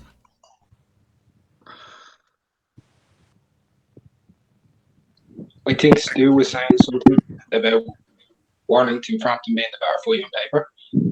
That's where we were. Yeah, I think you're going to the better fight, to be honest with you, bro. I think it's a better fight on paper, more interesting. We've already seen White Chisora before. I think we roughly know what we're going to get with them two, and it's not a pay-per-view fight for me. White Chisora. I'm looking forward to the undercard as well. Will be all right at the Frampton fight. Who's on the undercard then? Who's been announced so far? I think Yeah. Heffern's fighting is William Heffern. You've got Nathan Gorman, Tommy Fury. There's been a few that's been announced. I think I've heard Gorman. I think he's been told that he has to fight Dubar or something in a. No, Frank's already said he's not making that fight. Frank's already said he's not making. I know that's been ordered, but the old days. That will not go. This is what I need to say as well. Do you remember Dave Allen fought Nick Webb? Dave Allen fought Nick Webb for an eliminator for the British. He beat Nick Webb, and now they're saying that Joyce is to fight Fury for the British, and an eliminator's been ordered between Dubois and Gorman. What about Dave Allen? Dave Allen's already got that. It doesn't make sense. That's just an eliminator. It's not a final eliminator. An eliminator is anyone who's in the top 10 fighting each other. And a final eliminator happens 3 eliminators in. So they're no fighting for nothing. They're just ordering that fight to be made. So they don't even need. It's no for anything. Even if they win that, they'll not get a shot at the British of it. No, they don't get a shot at the British. They just get an eliminator to put themselves into contention to get the final eliminator. Hang on a sec, boys. Can I quickly get in here? Recognise. Do you want to jump in quickly? Yeah, hold on. 1 minute. Don't get fooled when they tell you that the crime rate is down in New York. Every time I watch the local news, they're always talking about, well, there was a stabbing here, there was a stabbing there, there was a shooting there, but the crime is down. What's up, Recognize? Hey, what's going on, everyone? Not much, man. Just talking boxing. Yes. Sorry. I saw that I had a link. I said, oh, shit. You guys started early. Yeah. Yeah. Go on then, boys. Back to AA and McGregor. You're talking. Yeah. Don't even know what we were talking about anymore. Yeah, that's... Sorry, we have to bring the guys in so we ain't leaving them too long so they can get involved. But almost definitely. Yeah. Anyways, you're talking about the Gorman Dubar, weren't you? And saying that's not going to be made, and then you're talking about Fury and Joyce. I mean, that'd be a horrible fight. That would, I think. But honestly, I don't know why. I think Joyce would pummel him if Huey fought the way he did against Pulev. Do you know what? I don't think Huey Fury has got. I don't think he's got a fighter's instinct in him. I don't think he's a fighter naturally. I think he's just gone along with the fucking crowd, gone along with his big cousin Tyson and what his dad and his uncle do. I think he's just in there, be part of a family, a part of something. Because I don't think he's a natural fighter, and it shows. He was horrible the other day. Terrible he was. And I just don't think he's got that spot where Tyson Fury, although he's quite boring at times himself, he's still got that spitefulness in him. I hope he's got no spite. He hasn't got it in him.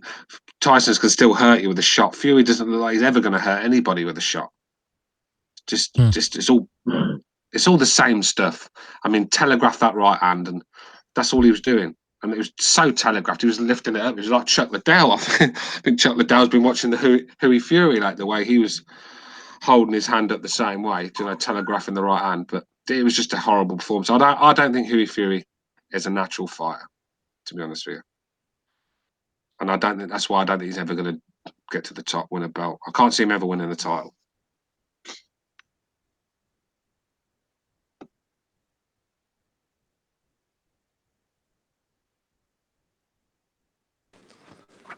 I've got to agree with you because I really liked Huey, but see, at the end of the day, he was hot, and the only way he could win that fight was to knock him out, and he didn't even look like he was trying to hit him.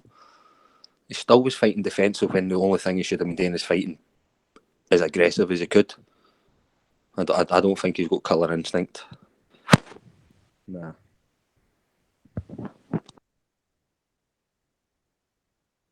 Yeah, totally agree. I mean, there's more to, skills and athleticism when it comes to boxing. I think we get a lot of the American fighters, very athletic guys, very fast on their feet, very fit. But sometimes that's not enough. You've got to have the heart, the will, the desire, even to train. You've got to be tough. You've got to have some sort of power as well. You don't want to be going 12 rounds in every fight, do you? You want to be getting these guys out there early. And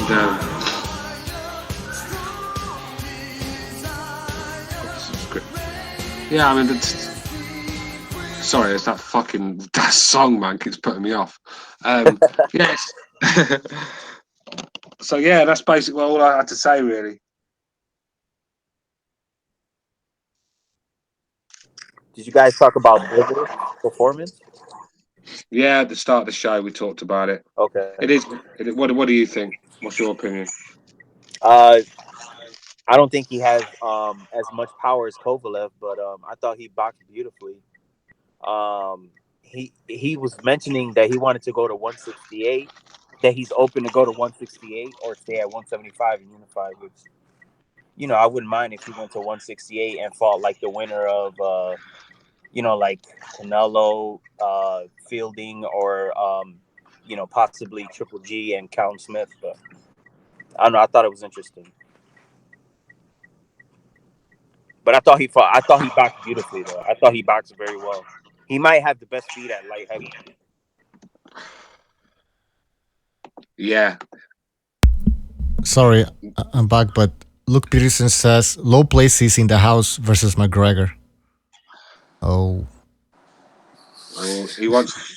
Did you guys hear Low Place complaining about? I guess he was disappointed that this kid Bivol didn't knock out. Hey, listen to this. Yeah. Low Place is disappointed that Bivol boxed. Even though he beat him just about every single round, but he had a problem that he I knew. Right. I knew fucking Lopez was gonna say something. Bivol should have done Pascal like Charlo did K9. Why? Based on what, man? Okay, I'm gonna ignore Lopez, man. That's a stupid comparison. That is the most stupidest comparison. First of all, Bundridge is like 5'2". I'm kidding, but like 5'6", right? And he was done. I mean, yeah, Pascal is done too, but Pascal's only been stopped by one man, and that's it. Bundridge was wasn't he stopped before several times? And it wasn't like he was stopped. It was accumulation. It wasn't like a full KO. And that was against the prime Kovalev.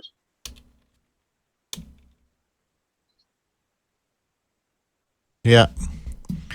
I'm just reading these ridiculous comments. I mean, he just wants to downplay Bivol. Now he's saying that Bivol doesn't smash anyone at this point. I rate Vosdik above him. I mean, just, of course. You probably rate Fanfara above Bivol as well. I mean, get out of here. If you want to debate, send a link. No, we're not sending you a link. It's not happening. Oh, but Lopez, here's the thing. We might do another show where it's a one-on-one, and McGregor has challenged you to a debate. What's the topic again, McGregor? On the Errol Spence, Terence Crawford stuff that Low Place has been talking about how Terence Crawford signed us all over to the devil with Bob Arum, and that he should have went to PBC, and he's the reason the fight isn't taking place, and Errol Spence is essentially completely clean and all of that. Yeah, and it will be some rules as well, Low Place. You're not going to just talk over McGregor, overpower him, and go along with your rules. It's going to be rules, and it's going to, if you keep going on, we'll just mute you, because it's got to be a fair debate. We don't mind you coming on for a debate. We won't have you on the Hangout because you ruin them. But on a debate with set rules, we're going to give you one last chance, only because McGregor wants to get hold of you and give you a good pasting, and I want to see it. So that's the only reason, really. But you can come on, but you've got to show a bit of respect towards your opponent. It's a one-on-one debate. Lopez, do you accept McGregor's challenge?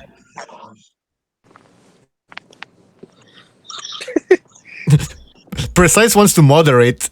I don't think. Well, if you want, I really don't care. I think. Yeah, but the thing is, Precise will end up getting in an argument with Lopez. No. Let's keep Pucho as moderator. Let's keep Pucho moderator. No, I'll let Stu do it if he wants to.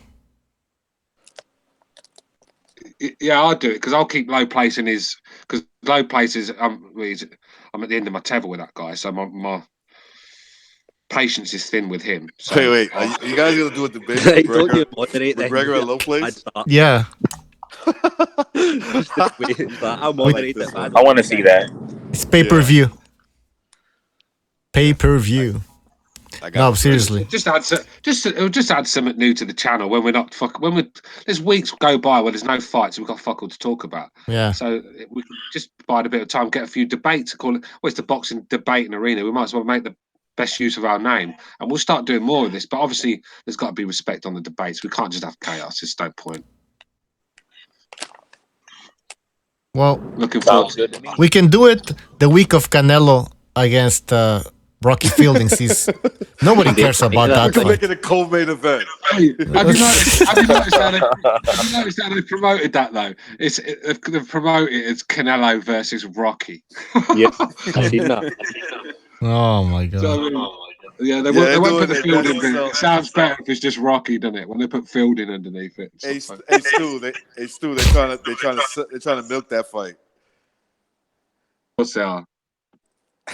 Canelo versus Rocky.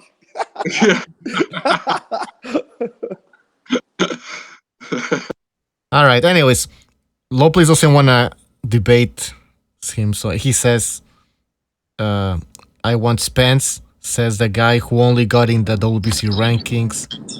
No thanks. Anyways, Spence Lopez is fighting a cherry pick, man. What a disgrace. What does Low Place have to say about that? He's fighting a midget Mexican who has to eat pizza. He gets no respect, man. No respect. You should be ashamed of yourself, Low Place. Sorry, I was BDA just timed him out. Yeah, BDA just timed the guy. He's fed up with Low Place, man. I am too, to be honest. And I think Precise as well. He's pissed. I mean, yeah. He's never coming in the Hangouts again. I mean, we let him in last time, and he ended up being a fucking chaotic show. He was just yelling over everyone. Ugh, I don't know. Yeah, he's all about destruction and chaos, mate. Yeah, he is. Anyways, BDA in the chat says, we don't allow rats in here. Well, yeah. He did snitch on us. Low play snitch? Oh, do you know he's a snitch, isn't he? Do you know he's a snitch? Oh, wait a second. Time out. Wait. You guys are serious or this is? Yeah. Stu, go ahead. Explain. Oh, damn. You see low plays? He's a black Edward Snowden, mate. He's a black Edward Snowden. Well, I like Snowden, but go ahead. Well, all right then. The black Sammy the Bull Gravano. There you go. Okay, now that's better. Yeah. He was talking about. Go ahead, Stu. Explain what he said to Boxing Beats and Rhymes. You know when we was talking the other night, Recognize asked me, but I think it was him that actually brought it up, stood at town with the story about what Beats said. So when I told him, and you know when we had a little laugh about the Sam Langford comment, snitch, you know, the snitch low place went running off to Beat. Telling him what we said, they're talking about you, they're calling you a racist. Then, you know, put his own little bit onto the story. Went off like a little snitch and it backfired on him. So he's a snitch now. Everyone thinks he's a snitch. You know, low plays, you got some explaining to do. He's a rat. Yeah. The black Donnie Brasco. I'm just gonna say, Low Play just sent me a message. Low Play sent me a message saying he doesn't want to debate the topic of Crawford anymore. So that's fair enough. Well, I wouldn't want to debate that either. When his fighter, you know, Spence is fighting a midget. I mean, that's yeah. But he was talking about it on his show. Well, when he's not debating anyone, of course. Well, okay. All right, so we need 2 fighters to debate. Who can we get now? Boxing librarian, out of the question. He's not gonna show up. What happened to that dude? Find a topic.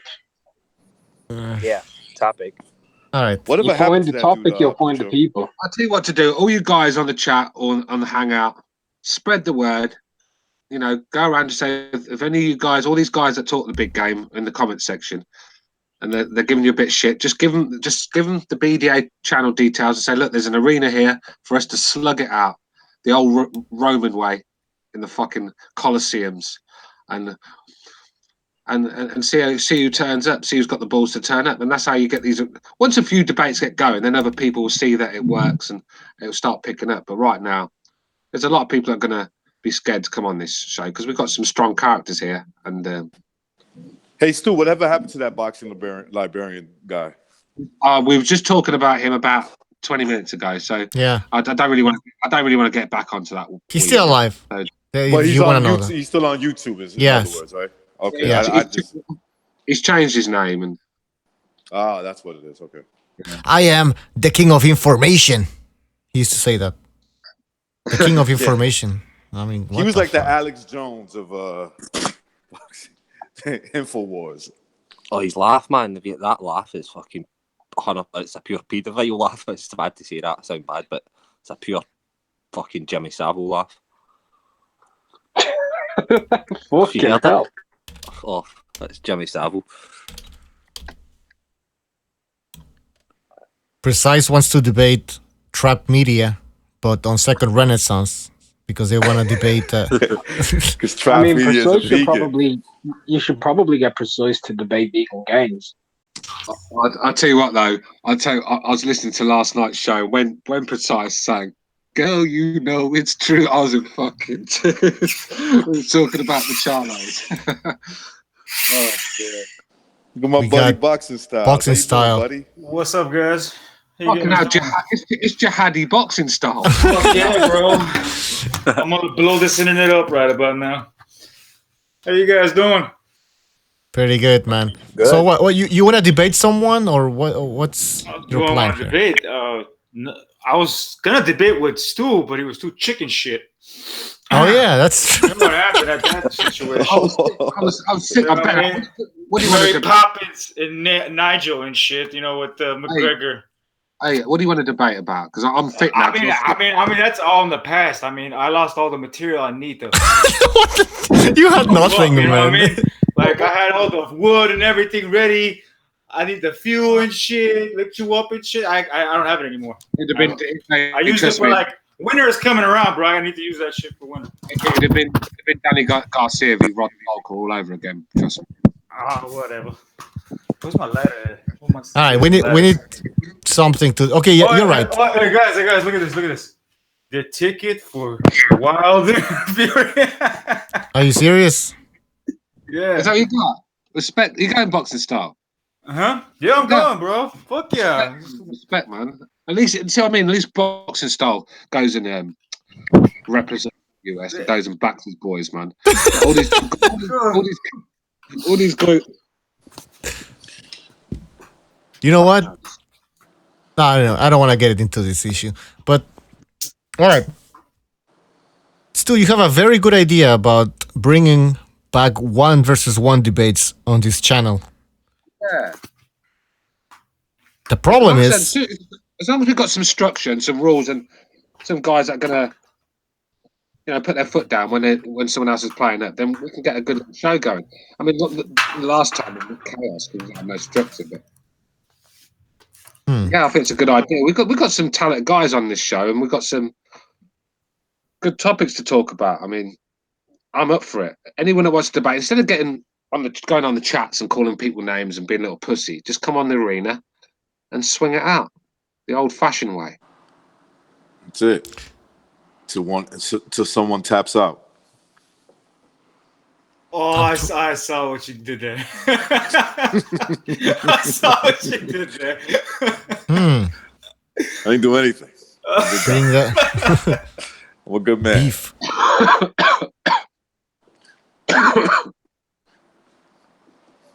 Stu, is my smoke getting to you all the way there? Yeah, man. I was coughing too. Oh, it was you. You're about to smoke. To be honest with you, boys, I smoke cigars, man. Every once in a while. I got given a bit of skunk. Dominicans. I smoke like maybe a pack in 2 weeks or something. Now, sometimes there's been weeks I don't smoke, months I don't smoke. Just don't like it all the time. My brother gave me a bit of skunk the other day, and I've just had a bit, and it's making me cough a little bit. I don't really smoke a lot of weed. All right. I still smoke once in a while. I got some topics to talk about here. I'm medicated. Pretty good all the time. I was going to talk about that Bivol and what's his name? Bivol. Oh yeah. Yeah, man. That fool was boxing the head off of him. He could have finished him off. I think he probably hurt his hand in the fight. I think something happened with his hand. That's why he was hesitant to throw the right hand. I wasn't impressed. He didn't knock him out, so it doesn't matter, man. I mean, Mayweather doesn't knock out his opposition. Doesn't mean anything. He boxes the head off of him. I think he still got a chance. He still got a chance against all the other guys. Not a chance. I think he has a really good chance. I think he just it's not like a little bit. I should have went to the body more. I thought he hurt Pascal with that left hook to the body. I just think what it is, right? Well, that was a good performance boxing style. I think at this stage of Pascal's career and the stage that Bivol's at, I think he should have gone and made a statement and blasted Pascal out of there, because he could have took I think if he'd have stepped his foot on the gas, he'd have took Pascal out of there. But he just didn't. He was a bit of a lackluster performance. He would have, but I think it's like days, man. Some days, it's not your day. Like you don't feel right. Sometimes it just don't happen. You get in the ring, it just don't happen. I get that, but it just people are gonna still have their doubts about Bivol. When they do, you can't really get in their face and tell them they're wrong, because Bivol's still got quite a bit to learn by the looks of it. But anyone knows boxing, you can tell he's going to be special if he can keep learning and have 2 or 3 more fights before he fights one of the big guys.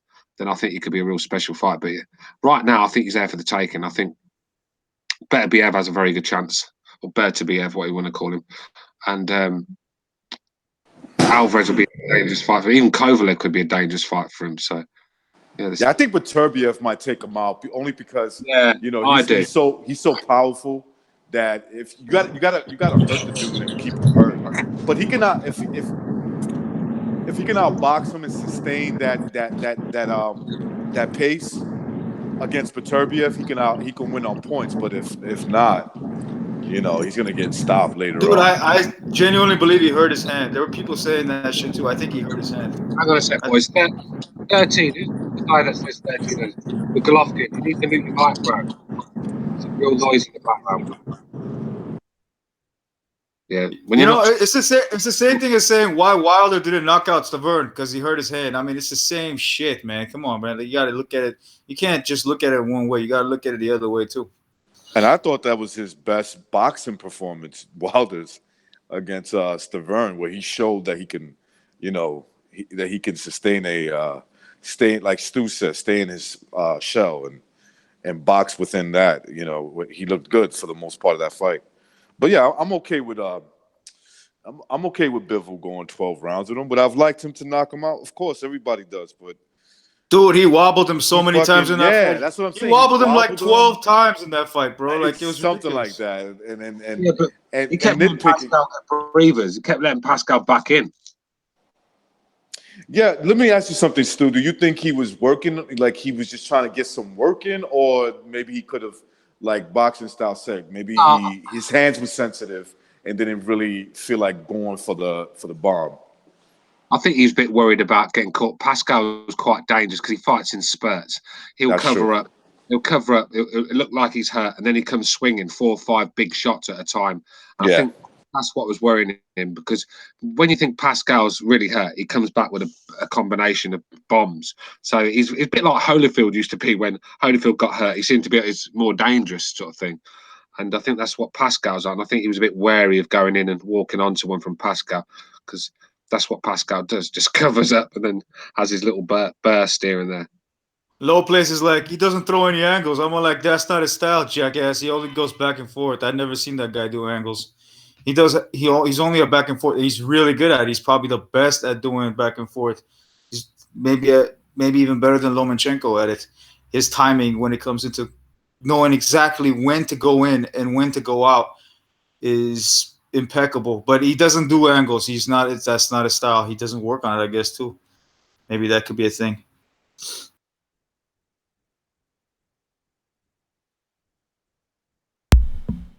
All right. Notice. That's my opinion on it. I mean, he's really good at it, bro. Like I rarely see him get like you saw how Lomachenko got hurt by Linares, right? He stepped into it. He timed it wrong. He stepped in and then he got hit with that right hand. You don't see that with Bivol. You never see a clear shot where he gets hit by anybody. What he fought? Chilemba. He fought with who was the other guy that he fought with that was pretty, I guess, decent, not great. Barrera. And Pascal's the other guy. He never got hit solid. I mean, you could really say that with Pascal, he really, on the face, he got hit clearly maybe 10 times in the entire fight. That's how good he was. Bivol was fucking phenomenal. He's a phenomenal boxer. In the chat, Precise says 3 fights in 1 year. So he's taking it easy. Apology says Bivol was doing a Tyson Fury.